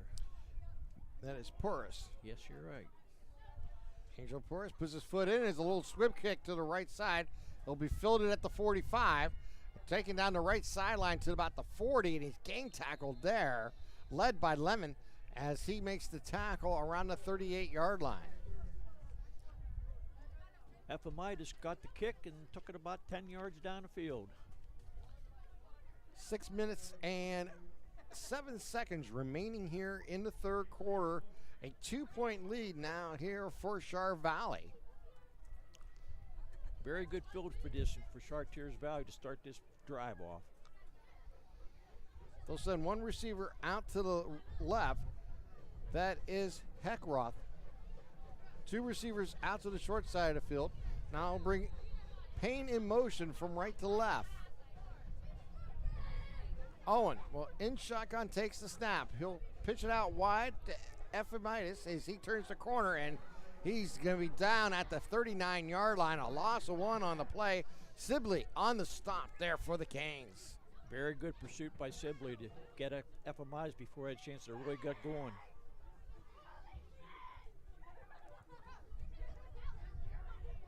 So Chartiers Valley loses 2 on the play, and it brings up second down and 12.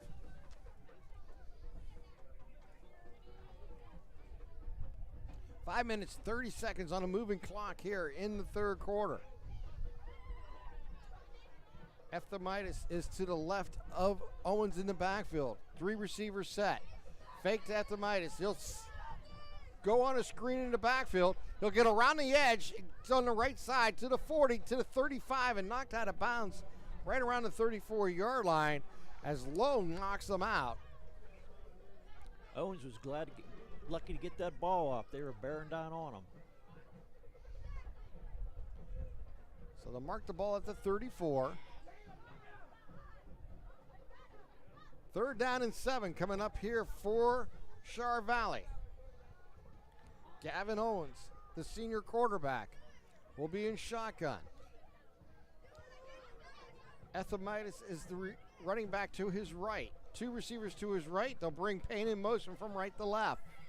Back to pass is Owens. He's going to roll to his right. Flag's down. He gets to the sticks. He should have enough for the first down, but there's a flag coming back at the line of scrimmage around the 38-yard line. I believe that's going to be another hold. And you are correct, sir. I watched the guy pull his hand back like the last time. Not me, Coach. You didn't see it? No, Mr. Everett. Oh, son of a gun. All right, they'll mark off 10 yards from the spot of the foul around the 38-yard line. And they're going to mark it at the 46-yard line, so around the 36-yard line was the hold. When you see this shirt getting tugged out, it's hard to say, I didn't hold him. Yeah, well, it's always, I didn't, but the official says you did. That's right. 2 receivers out to the left, 1 to the right. In the pistol is Owen. Ephemidas behind him in the eye. He'll roll left side. He'll fake to Ephemidas, now roll back right side, and they almost brought him back down as he rolls right side to the 40, gets back to the 50 and steps out of bounds. he'll lose a couple on the play as he was run down there by Lowe. He could have lost a lot more. Luckily, he broke the tackle in the way in the backfield and made a few yards back up. So they're going to say he stepped out of bounds around the 47-yard line of Chartiers Valley. And I'll bring up 4th down and 18, and 4th down a lot more than that. 4th down and about 24, and they'll have to kick the ball away.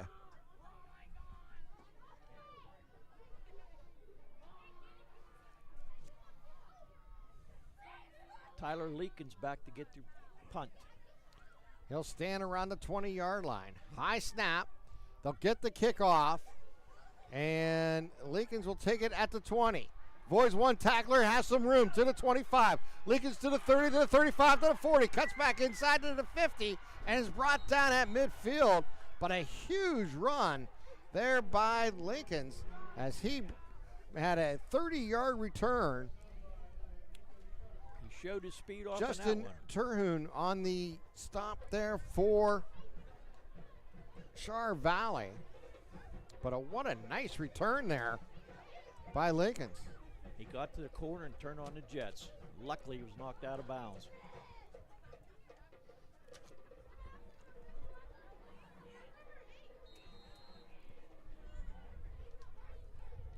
First down and 10 here for Newcastle as they move left to right on your radio dial here on WKST.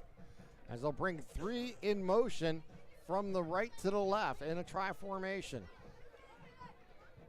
Harris takes the snap, rolls to his left. He'll fire downfield. It's going to be picked off and dropped.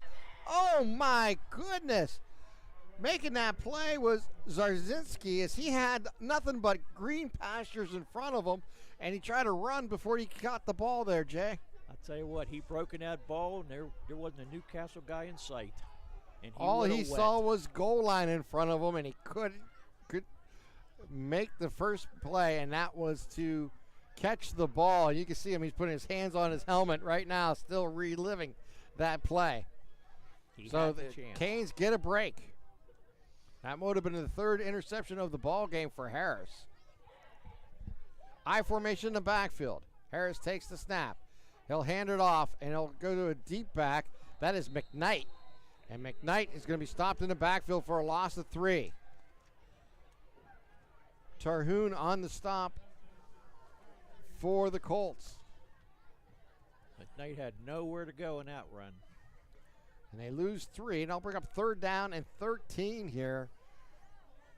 So, tough situation here for Stacy Robinson and his Canes with 3:35 remaining here in the 3rd quarter, trailing by 2, 15-13. 3 receivers out to the left. Harris looks over to defense in the shotgun. Takes the snap. He throws out wide. He'll complete it at the line of scrimmage. He'll gain 1, and he'll be brought down immediately for very little gain. Making that reception was Sibley, and Berkeley was on the stop.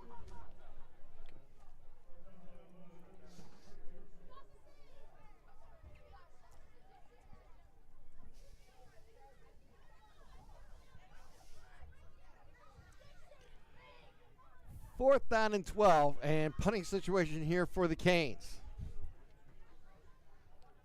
So he was back to get the punt. That's probably Morris. Yes. High snap again. He backs up and makes the catch, and he'll get the punt off. He'll hit the 30, roll by the single safety, and be down at the 24-yard line. So another tough snap, handled nicely this time by Jefferson, as they were able to get the punt off, and it'll be first down and 10 for the Colts inside their own 25-yard line. Got some scores to pass along. Neshannock 26, Freedom nothing.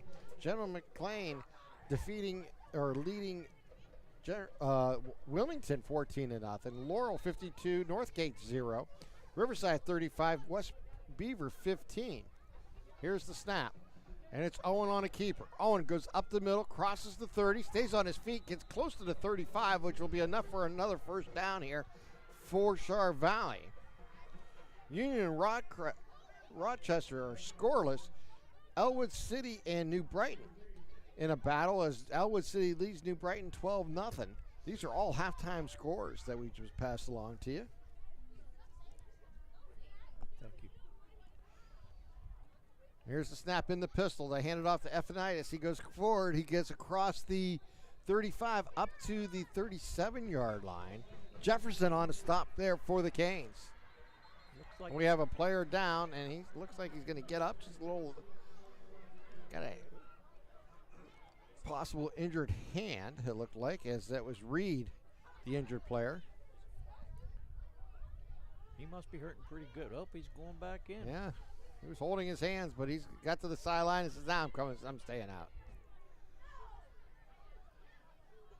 I think the We have a dead ball foul, unsportsmanlike conduct against Newcastle and one against Char Valley. So those will offset. And they'll stay second down here for Char Valley. Second down and 8. Ball at the 37-yard line. I didn't see what happened there.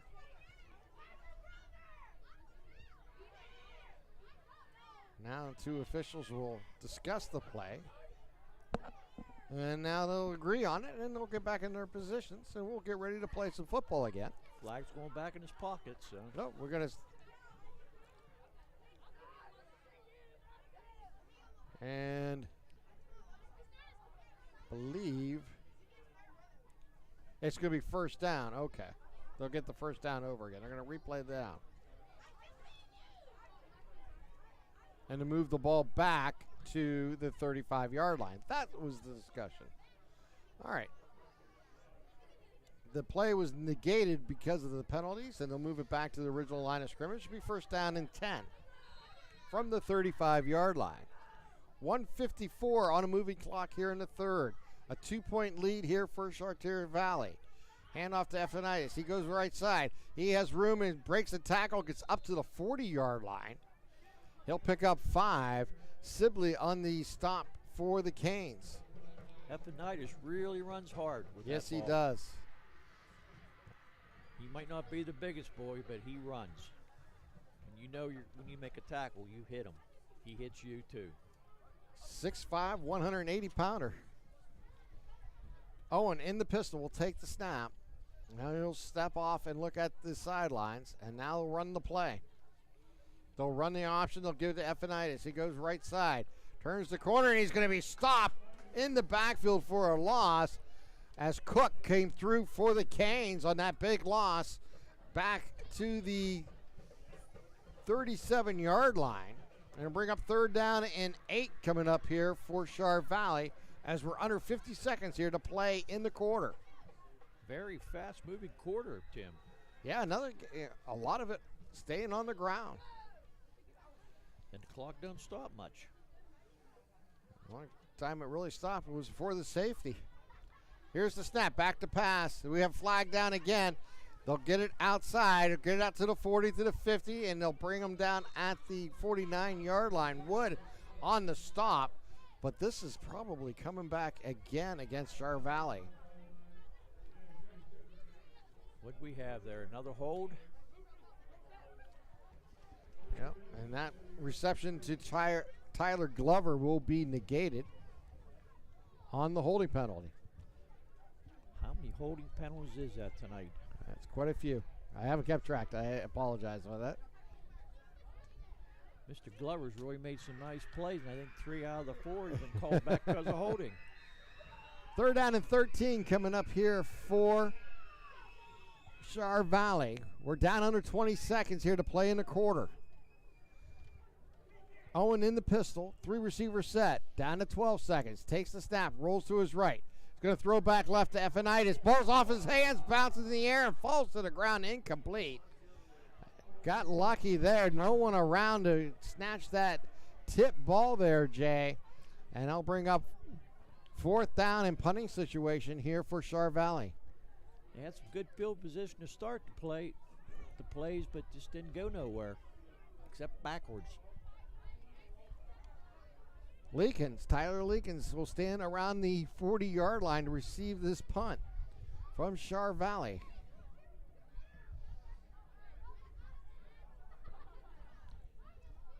Here's the snap and the kick. He gets it off, and it's going to bounce at the 40-yard line and roll inside the 35, take a left-hand turn, and be down at the 36-yard line.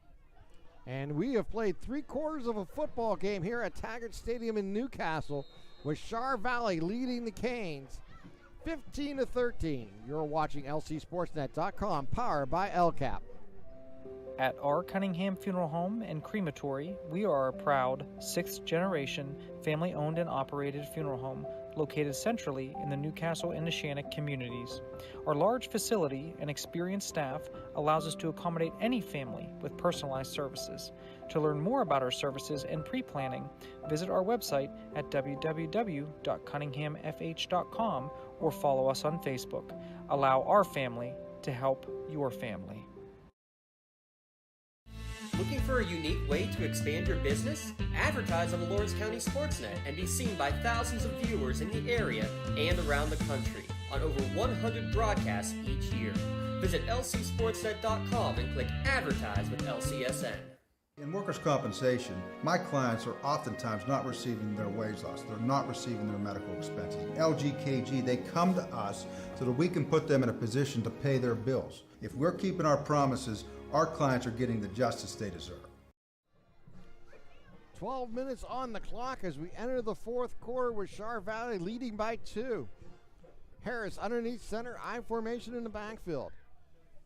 Handoff goes to Jefferson, goes right up the middle, moves to his right to the 40, to the 45, and picks up 9 on the play. Malik Jefferson, the 5'11", 200-pound junior, with a nice carry there for the Canes. I did not see who made that tackle. We'll do our best to get him as we continue here. Down, we have actually Jefferson down in the huddle, so they'll tend to him for the injury timeout. And that'll give me a chance to tell you about, don't forget about our Maley Chiropractic play of the game. Maley Chiropractic play of the game will be coming. You can visit Dr. Mitch Maley, Chris Argrio, and Kelsey Bowers, and voted the best chiropractors in Lawrence County. And also our player of the game, which will be brought to you by LCAP, our LCAP player of the game, where LCAP is improving the quality of lives in Lawrence County. So you want to stay tuned after the game for that, as we'll have those announcements coming your way. 11:30 here to play in the fourth quarter. Canes trail by 2. 2 receivers out to the left. I formation in the backfield with Harris underneath center. Harris takes the snap. He'll hand it off to Sibley. Sibley is going to get back to the line of scrimmage, and that's it. For no gain, they'll bring up 3rd down and 1 coming up here for the Canes. Looked like Jefferson had some cramps there. I wonder if we see the old-fashioned quarterback keeper here on a sneak with Harris underneath center for this short gain here for the yardage, yard a gain. Well, the side of the offensive line, you think they could move them a couple feet. We'll see what Coach Stacy decides to do. Here we go. 3rd down and 1. I formation in the backfield. Harris takes the snap. He'll hand it off. It's Sibley. He gets hit in the backfield. He goes forward. He's going to fight forward and get that first down. Stay on his feet and get across midfield. Oh, my. What an effort there by Sibley, as he refused to go down after getting hit in the backfield. He carried 3 Chartiers Valley people right up with another 4 yards. The tackle was made eventually by Isaac Adams. Sibley, a 6'5", 180-pound senior here for the Canes, with a big carry on 3rd down and 1. That was a very important first down there. Keep the drive alive. 2 receivers out to the right. Splits in the backfield with Harris in shotgun. They'll bring Wilkins in motion from right to left. Back to pass. They'll throw a quick screen. They'll get it out wide. They'll cross the 50 down to the 45-yard line. Goes Lincolns. So Tyler Lincoln's on the quick hitter. Picks up about 5 on the play.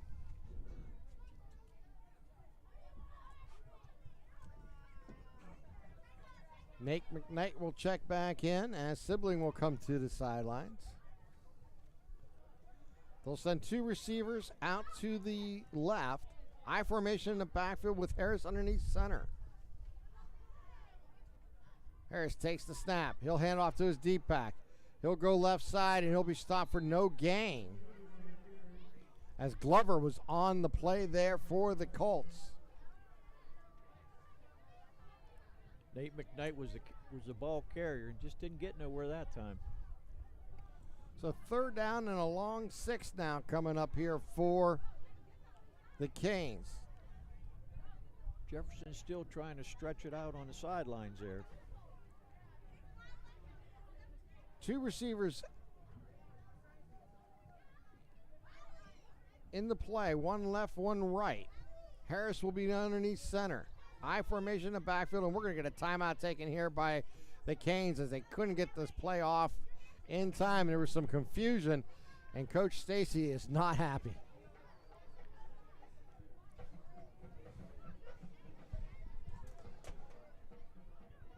What happened to the play clock? That it went down at halftime. Okay. So it's being kept on the field. Yeah, the external play clock is not available here in the second half. It's one of the officials was signaling to the press box here right before the start of the 3rd quarter. 8 minutes, 25 seconds remaining here in the 4th quarter. 15-13. Char Valley leads the Canes. Ball's at the 45-yard line. Looks like Jefferson is back in the backfield again. Yeah, Malik Jefferson will line up as the fullback. Sibling is the tailback. They'll bring Lincoln's in motion. Fake to deep back as Harris goes out. He'll fire down, almost picked off again as Payne almost got another interception in this ball game. Payne is around the ball both offensively and defensively. He's had 3 beautiful catches on offense and a second interception. He has 1 and almost got the second one. He has been a pain for the Canes here tonight, hasn't he? Very funny. Couldn't resist. I'm sure you could. All right. Jefferson's in to punt the ball away as he'll stand around the 42-yard line. Morris is standing around the 15 to receive this kick. Good snap, and they get the kick off. It's a deep kick, and Morris is going to let it bounce. He'll field it at the 11. He'll turn it upfield, and he won't get much as he'll be brought down right there as Quinn Davis was one of the first ones down there to make the stop. There goes a flag. Yeah, it has been a messy game. A lot of post-play fouls on both teams. I think it's going to be on Chartiers this time. We'll see. Well, the officials will huddle up and make their call. 8 minutes, 7 seconds remaining here.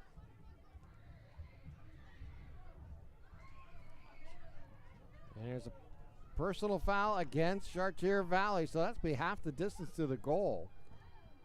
I'm sure Mr. Fitzpatrick, the coach, is very, very upset with that type of play. That's about the second or third one they've had tonight.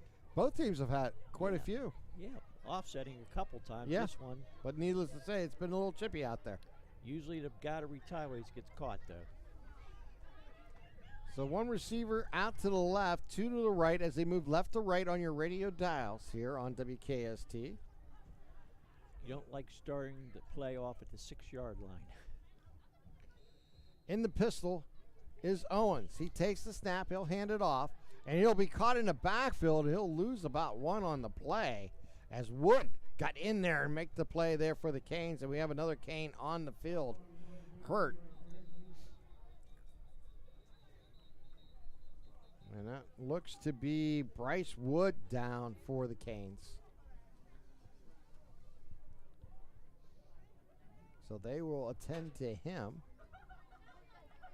With 7:51 to play here in the 4th and a 2-point Char Valley lead.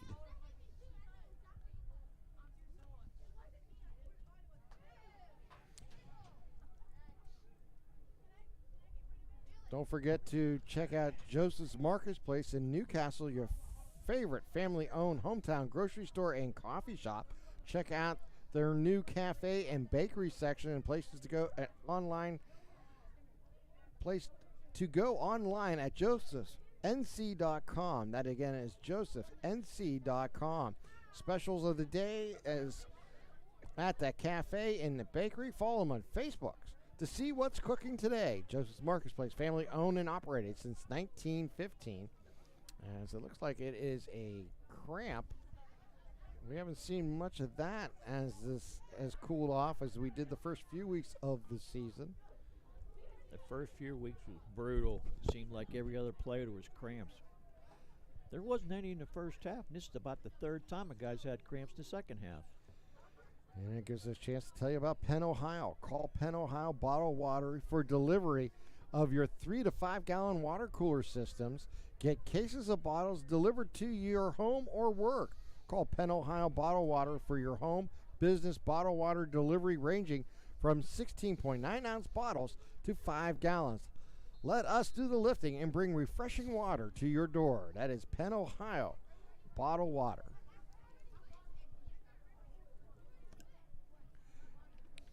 Owen quickly throws it out left side on the screen. They break a tackle and they bring it upfield as Payne is going to cross the 5 up all the way up to about the 15-yard line. He's going to be shy of the sticks. McKnight on the stop there for the Canes.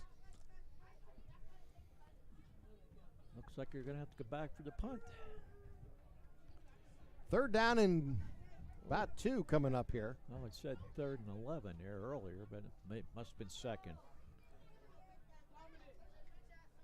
So, Owen in shotgun, in the pistol. He'll hand it off, and it, boom! What a play there by the Canes.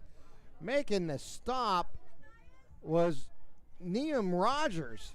And that, my friends, is what you call a Doran Concrete block and tackle of the game, laying down the foundation. Don't just let anybody lay down your foundation for your business. Visit DoranConcrete.com for your free estimate today. And they'll stop it at, he did not pick up that first down. And that will bring up 4th down and less than a yard. And a timeout taken here by Char Valley.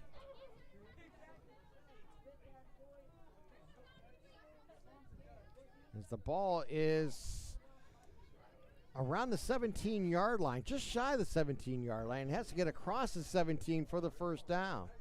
No, they're bringing up sticks in. Oh, they want a measurement. Okay.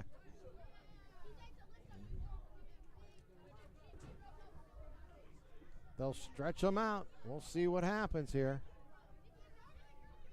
Char Valley wants this first down, and they are short.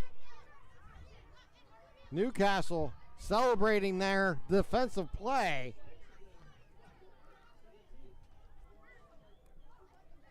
It looked short from the very beginning.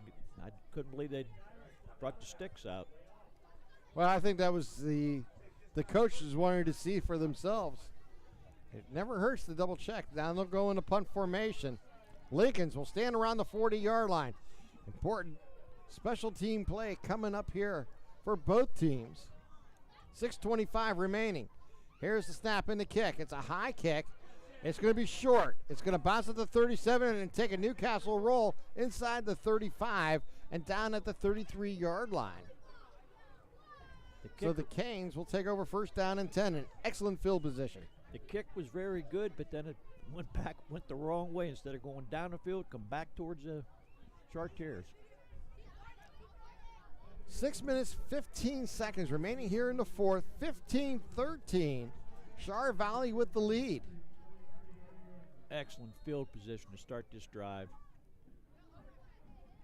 Carell Harris will be underneath center. Jefferson in the backfield. 2 wings to the left. They'll fake the jet split, give it to Jefferson up the middle. Spins at the 30. Gets down to about the 27-yard line. Tarhoon on the stop there for the Canes. Or excuse me, for the Colts. A nice hard run by Jefferson. He looks like he still might be having a little bit of cramp in there. He's stretching, but he's staying in the game. 2nd down and 5 coming up here for the Canes. One receiver out to the left. That is Wilkins. Harris underneath center. They'll bring one in motion. Hand off to Jefferson. He'll bounce outside wide, but he's going to be brought down as Payne made the play. Or excuse me, Glover made the play for the Colts. And I'll bring up 3rd down now. 3rd down and 5 coming up here for Newcastle as they trail by 2, and we're down under 5 minutes and 15 seconds remaining here in the 4th quarter. We have mentioned Tyler Glover's name a lot tonight, mostly in offense, but he's made a couple key plays in defense also. We got 2 awards to give out, the Miley Chiropractic Play of the Game and the LCAP Player of the Game, so you want to stay tuned for that. Harris underneath center. I formation in the backfield. He goes back to pass, looking right side. He'll throw it in. Beautiful play by Glover again, getting his hands up and knocking the ball away. Wow. What a play there by Glover. If he could have corralled that ball, he would have been off to the races. I don't think anybody would have caught him either. Nothing but green. He used all of his 6'2", 205-pound frame to get his hands on that ball. And I'll bring up 4th down, and you're in no man's land here. Probably too far for any type of kick. So they'll go on 4th down and 5. Huge play here for the Canes. We're down to 4 minutes, 49 seconds as they trail by 2. See if Chartiers Valley can stop them, get the ball back.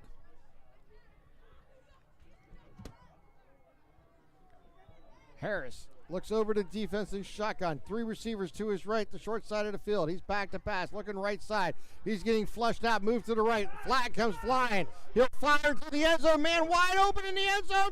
And he drops it short of the player.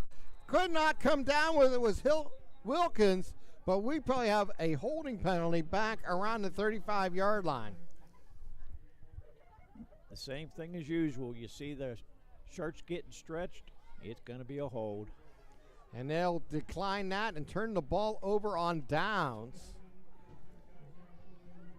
And Char Valley holds a very important defensive play there by Char Valley. Harris just couldn't get enough on that throw. I know there was the flag, but if they completed it, they would at least had another shot at it. Yes, but it's like I said, the hold come back and bite him again. When you see a quarterback scrambling that way, a lot of times there's going to be a hold. So Char Valley on 1st down and 10, 4:39 remaining here in the game. Owens in the pistol. He'll throw it out wide to Ephemitis. He crosses the 30, has rooms up to the 35 as his legs taken out there by Leakins. As he gets knocked out of bounds with 4:23 to play. They're going to say he's in bounds when he was brought down. I was surprised he got the corner. I thought he was going to be cut off, but he made the corner, made a couple yards. 8-yard gain there by Ephemitis. Ephemitis been the leading rusher here tonight for the Colts. Owens in shotgun. 4 receivers set, 3 to the right, 1 to the left. Back to, it's going to be a draw by Owens. Owens going to pick up that 1st down. It crosses the 40-yard line. Down to the 41. Sibling on the stop. Sibley for the Canes. And we're down to 3 minutes and 45 seconds remaining. That was designed quarterback draw by Chartiers. It worked for perfection. Chartiers Valley looking for their first win of the season. They finished with 4 losses last year, so they've lost 10 in a row to start this season. They'll run it wide to Ephemitis. He gets to the ball. He crosses the 50, and he's knocked out of bounds around the 50-yard line. That's where they're going to mark him. But a nice gain there for the Colts. And it'll bring up 2nd down and 3. A 7-yard pickup for Ephemitis. That's what they want to do, is run the ball and take time off the clock. 3 minutes, 18 seconds remaining. There's 2 timeouts for both teams left here in the ball game.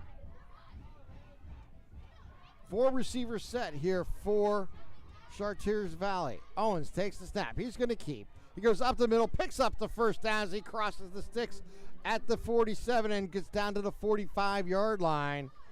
It was Claire Vino on the stop there for the Canes.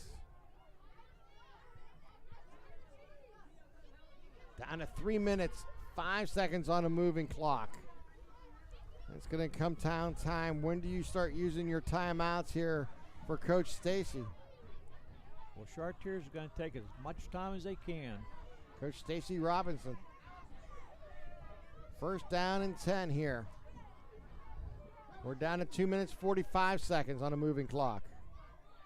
Owens takes the snap. Hands off to Ephanitis. He's stopped right at the line of scrimmage for no gain. May have even lost a half a yard.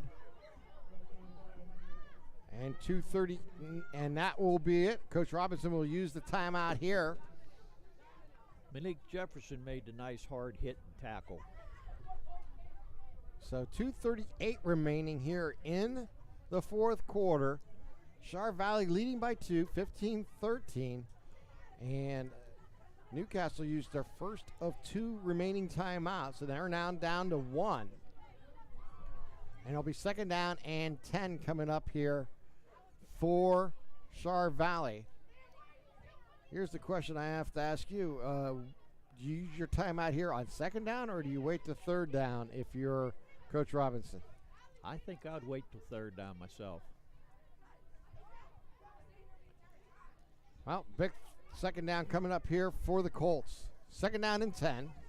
Ball at the 44-yard line.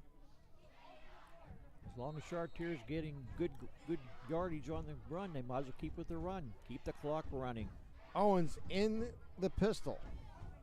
He's back to pass. They'll fire it. They'll try a screen on the short side of the field. It'll gain about 4 up to the 40-yard line. I don't think he get out of bounds either.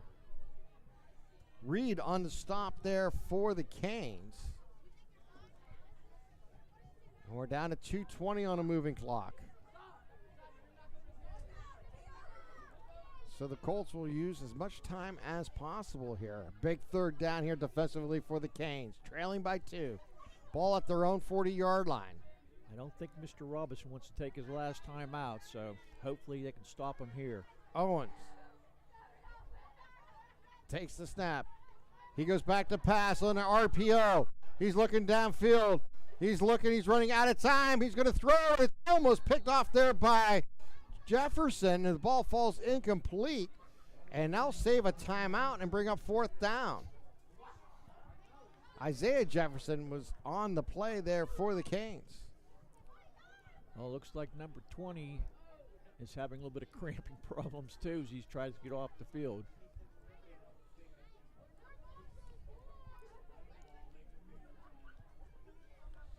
That is Rudy Morris for.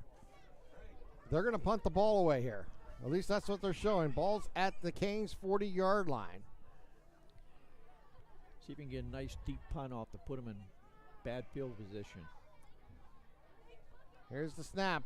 They bring the rush. It's a high kick, but short. No one comes up to catch it. It hits a Colt player in the back of the helmet. It hit Puchunski right at the 25-yard line. So the ball's dead there. Break there for the Canes, as that ball had the ability to probably hit the ground and roll forward towards the goal line there, Jay. If it wouldn't have hit his helmet, I imagine it would have won another 5 or 10 yards. It looked like it had that type of spin on it and bounce. So the Canes will take over at their own 25. Minute 41 remaining. Down by 2.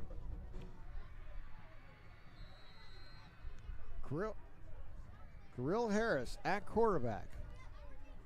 Jefferson in the backfield. 4 receivers set, 3 to the short side of the field, 1 to the long side. Back to pass as they move right to left. Harris fires deep down the sideline and incomplete. Lincolns was the intended receiver. Mulligan was there for the Colts. Nice defensive play by him. Here we go. 2nd down and 10 here for the Canes. 75 yards to go for a score on a touchdown. They only need 3, though. See if they can give Porras an opportunity. We're down to 93 seconds remaining here in the ball game. Harris takes the snap in shotgun. He rolls to his right. He's looking downfield. He'll fire, and again, almost picked off. Knocked out of bounds. Tyler Glover. Like we said, Mr. Glover's been everywhere. He really has. 15-13's the score. Canes down by 2. 3rd down and 10. Let's see what Coach Stacy Robinson dials up here. This is definitely 4-down territory. And not much time left. Only 1:26. Chartiers did a very good job of taking time off the clock by running as many times they did. Harris underneath center. He goes back to pass. He's looking down the middle. He'll fire. He has a man open. Complete for a 1st down. As they get it all the way out to the 37-yard line. Lincoln's on the reception. Morris on the stop there for the Colts. Down to 1:15. Well, the clock should be stopped as when they move the chains. So now time's starting to go again. Harris looks over to defense in the pistol, takes the snap, rolls to his left, looking downfield. He fires. He completes it to Lincoln. He gets it up to the 48-yard line. That is Wilkins, on the reception. And they'll there for the Colts. Down to 52 seconds remaining. I think they're going to. And I think they're going to use their timeout here. No, official timeout. We have a player. We have a player down at the 45-yard line for the Canes. We'll wait and see. We got 2 players down. I think Wilkins is down around the 45 of Newcastle. He just got up. We have another player down at the 45-yard line of Char Valley, and he is just laying there, Jay. He has the cramps. Oh, there it is. They got the leg in the air. I didn't see that. I saw it as soon as I looked down. I could see the leg going up.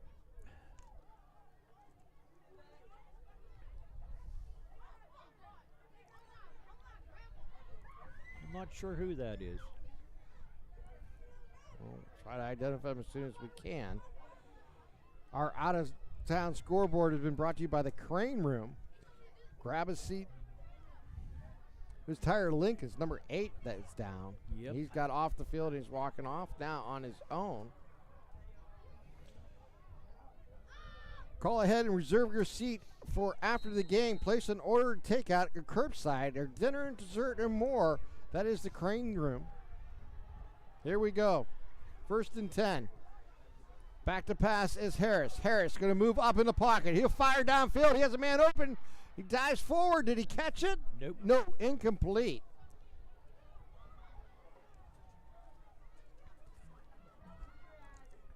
That was Shannon House, the intended receiver.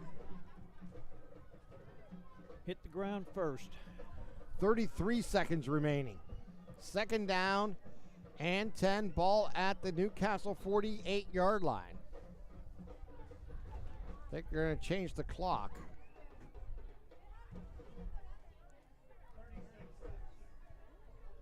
I think they want another second off the clock.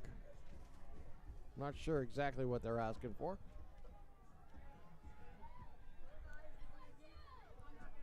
.6 seconds left on the clock. All right, here we go. I would say Newcastle has to get another 30 yards for a legitimate chance at a field goal. I'm going to guess they probably have to get around the 20-yard line. Yep. 36, change the clock to 36 seconds remaining. 2nd down and 10 coming up here for Newcastle. The 5'10", 155-pound sophomore quarterback's in the shotgun. Harris takes the snap. He's back to pass. He's looking. He moves up in the pocket. He's going to keep. He's to the 50, to the 45. Harris cuts left side to the 40, to the 35, and out of bounds around the 30-yard line, and knocking him out of bounds was Arneski. But was there a flag afterwards? Because it looked like he got hit out of bounds there, Jay. They wanted the flag, and they're not going to get it. Wow. He had his hand on the flag and then pulled it out. 25.7 seconds remaining. There's still one timeout left here for the Canes. It's a very smart move to get out of bounds, Mr. Harris. So Harris will be underneath center with Jefferson in the backfield. Lincolns will come in motion from the left side to the right. 3 receivers to the right. Harris takes the snap. He'll set up right side for Lincolns and throws it incomplete as he threw it ahead of his receiver, and he'll bring up 2nd down and 10 with 21 seconds remaining. At least he stopped the clock. Ball's at the 31-yard line. The Canes trail by 2.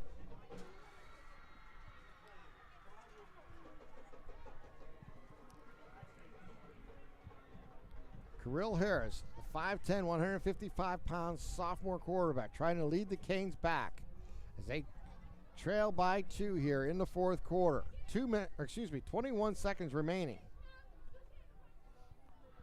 4 receivers set, 2 left, 2 right. Jefferson in the backfield along with Harris. Harris quickly throws. It's a high toss. It's going to be picked off by Morris. Morris is going to take it back on the left sideline. Morris to the 40, to the 30, Morris to the 10. Morris into the end zone, and Charlotte Valley is going to seal this victory away with a pick 6 with 7.6 seconds remaining, and that will probably be our play of the. Can do anything other than that here, Jay. I tell you what, as soon as that ball left his hands, I could see him coming right in on the ball, and he knew if he intercepted, he was going to be gone. Wow. Rudy Morris on the interception took it back over 80 yards for the touchdown. Wow. A lot of time. So the point after is coming up. The R. Cunningham Funeral Home point afters. They specialize in funerals and cremation services as well as pre-planning. Cunningham Funeral Homes understands the importance of your pets and impacts they have on our lives. Visit their pet cemetery ensures your pet care for all the love and compassion they deserve. So there's 7.6 seconds remaining here in the 4th. Sideline warning has been issued against Charlotte Valley. Not a big surprise after what transpired.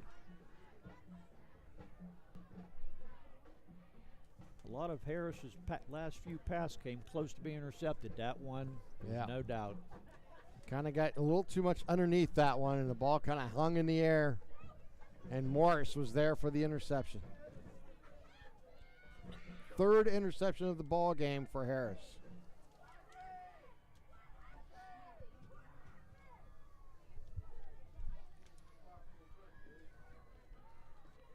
They'll bring in right for the point after.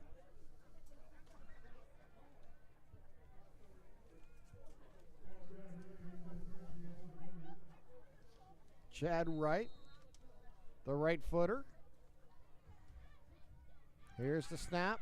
Good snap and hold. The kick is up, and it is through the uprights. Good. So with 7.6 seconds remaining here in the 4th quarter, Charlotte Valley takes a commanding 22-13 lead here. And the Canes, well, they're going to fall to 1-6 on the season.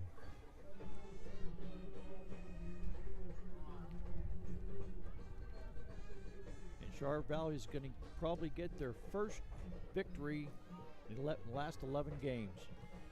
Yep. A tough defeat here at Taggart Stadium here for the Canes. The Canes, they probably, most of the game, they were ahead. This is a young football team. I mean, we see five sophomores that play consistently here on the offense for the Canes.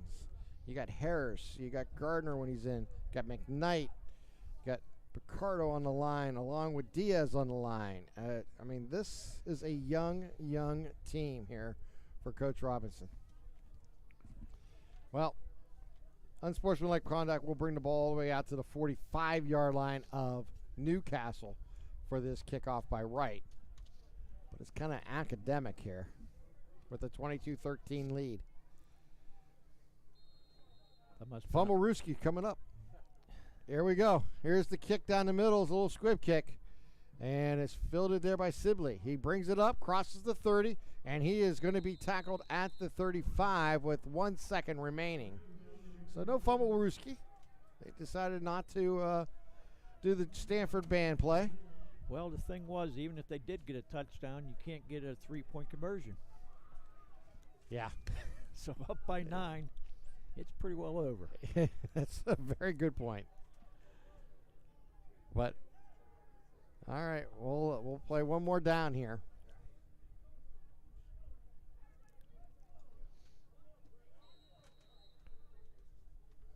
So here comes the offense for the Canes.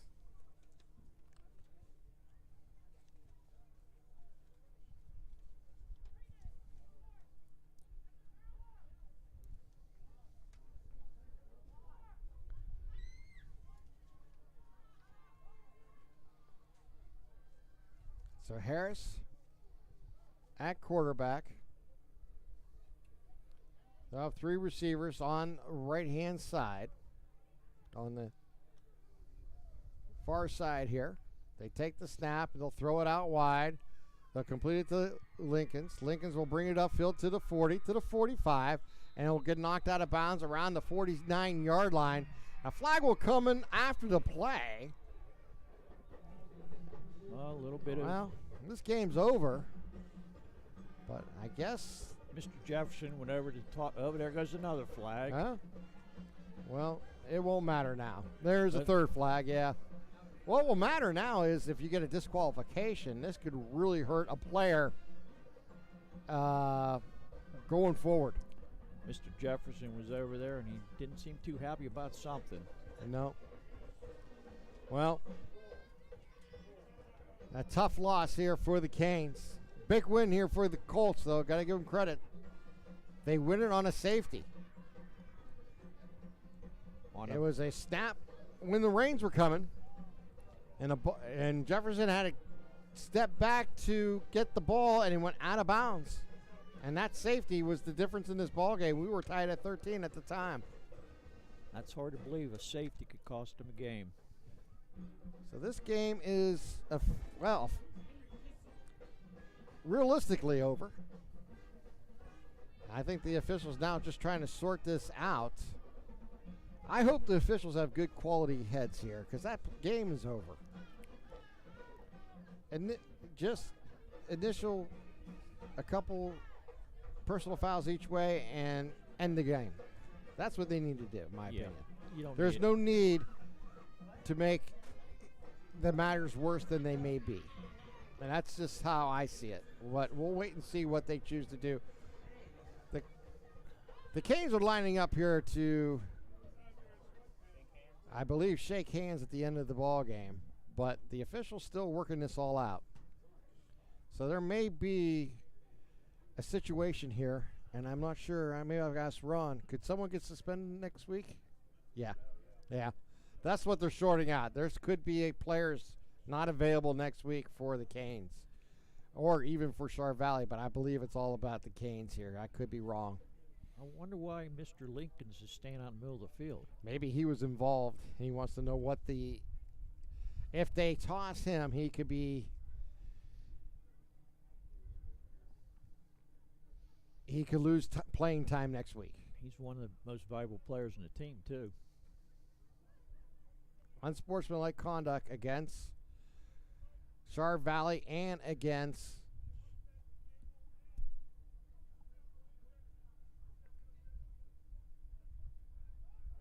and they did eject a player after the game. So I believe Lincoln was ejected. As he was standing there, and that ejection will cost him future playing time here for the Canes.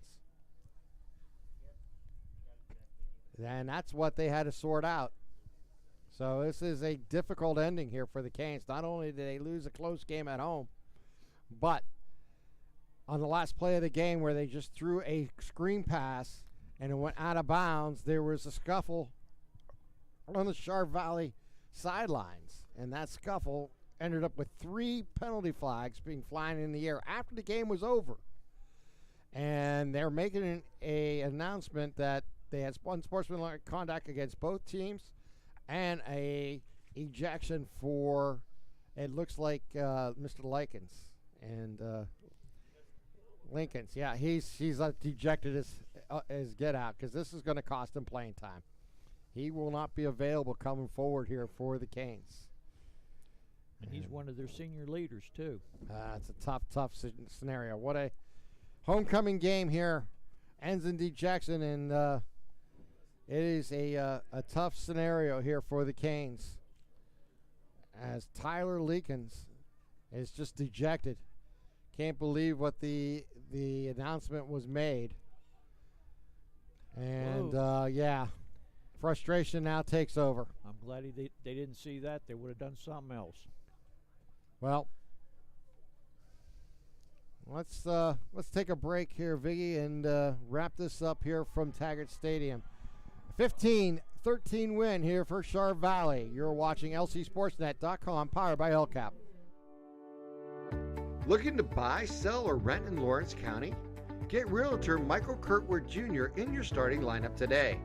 Michael Kurtwood Jr. of Castle Realty caters to buyers, sellers, and renters of Lawrence County and the surrounding areas. Call Michael Kurtwood Jr. at 724-301-1482 today. Check out his current listings or list your home at castle-realty.com. People you know, people you trust.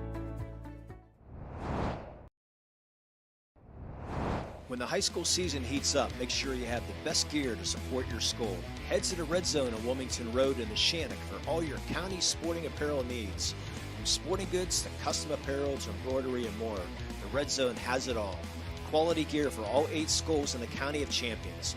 Stop by and enter the Red Zone or visit them online at theredzonesports.com.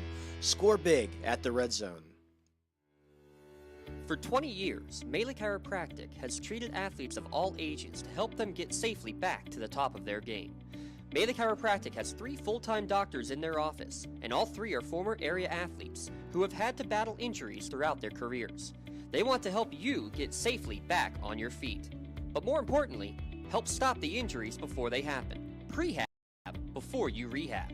Attention all high school student athletes. During your sports season, a $25 visit to the Melee Chiropractic office includes an adjustment and or all therapies necessary. From the athletes of tomorrow to the weekend warriors and everything in between. Let Melee Chiropractic keep you in the game. Cold winds blowing, temperatures dropping, and snow is beginning to fall. And then your furnace goes out. LCAP's LIHEAP Crisis Program is here to help. If your furnace is blowing cold air, not turning on, or not reaching the desired temperature, help is right around the corner, whether it needs fixed or replaced. For information, call the Department of Healthy Homes at 724-656-0090. LCAP's Healthy Home programs are the key to safer living. DNR Lawn Care can take care of all of your landscaping and grass cutting needs. They are fully insured, accept just about any payment method, and have nearly 20 years of experience in the lawn maintenance business. Call DNR Lawn Care today to schedule an estimate or send them a message on Facebook. DNR Lawn Care. Have your lawn done right. Are you looking to make a difference? Well, here is your opportunity. Lawrence County Child and Youth Services is looking for compassionate foster parents now. If you are over the age of 21, in good health, and wanting to help a child in need, we're in need of you. Receive free training and compensation by becoming a foster parent. Call 724-658-2558 and let Bill, Brooklyn, and Heather get you started. Make a difference and become a foster parent today. Some guys went into the Chartiers. Welcome back here to Taggart Stadium in Newcastle as Char Valley comes away with a 15-13 victory over the Canes, and our Maley Chiropractic play of the game will go to Tashawn Wilkins on a touchdown pass for the Canes. The 6'1", 160-pound senior will be presented with the Maley Chiropractic, and Lawrence County SportsNet are proud to present the Maley Chiropractic play of the game to Tashawn Wilkins of Newcastle, and he'll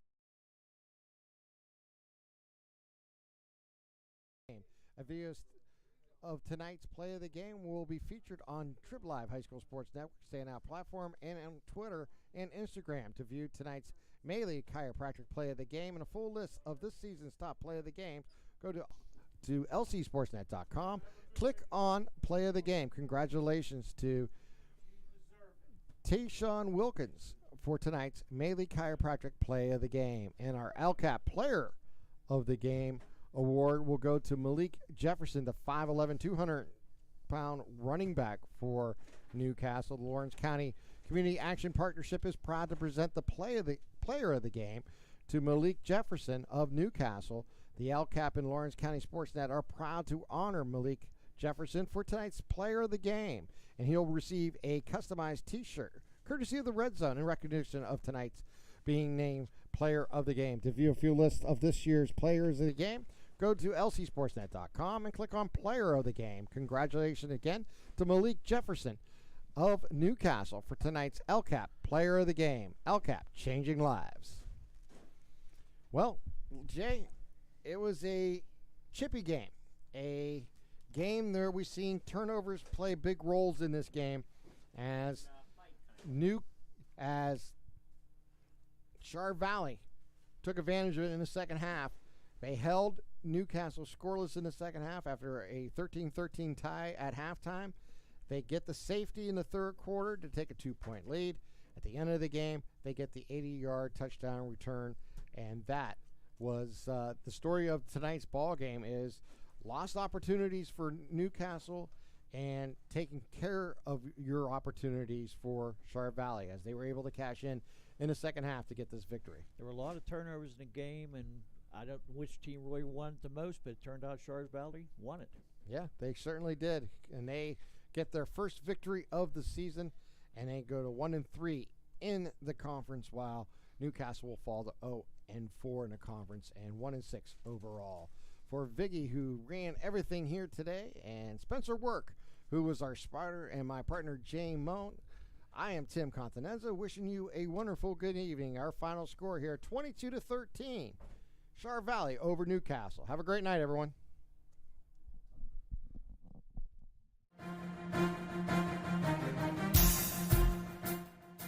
This is the Lawrence County SportsNet, powered by LCAT.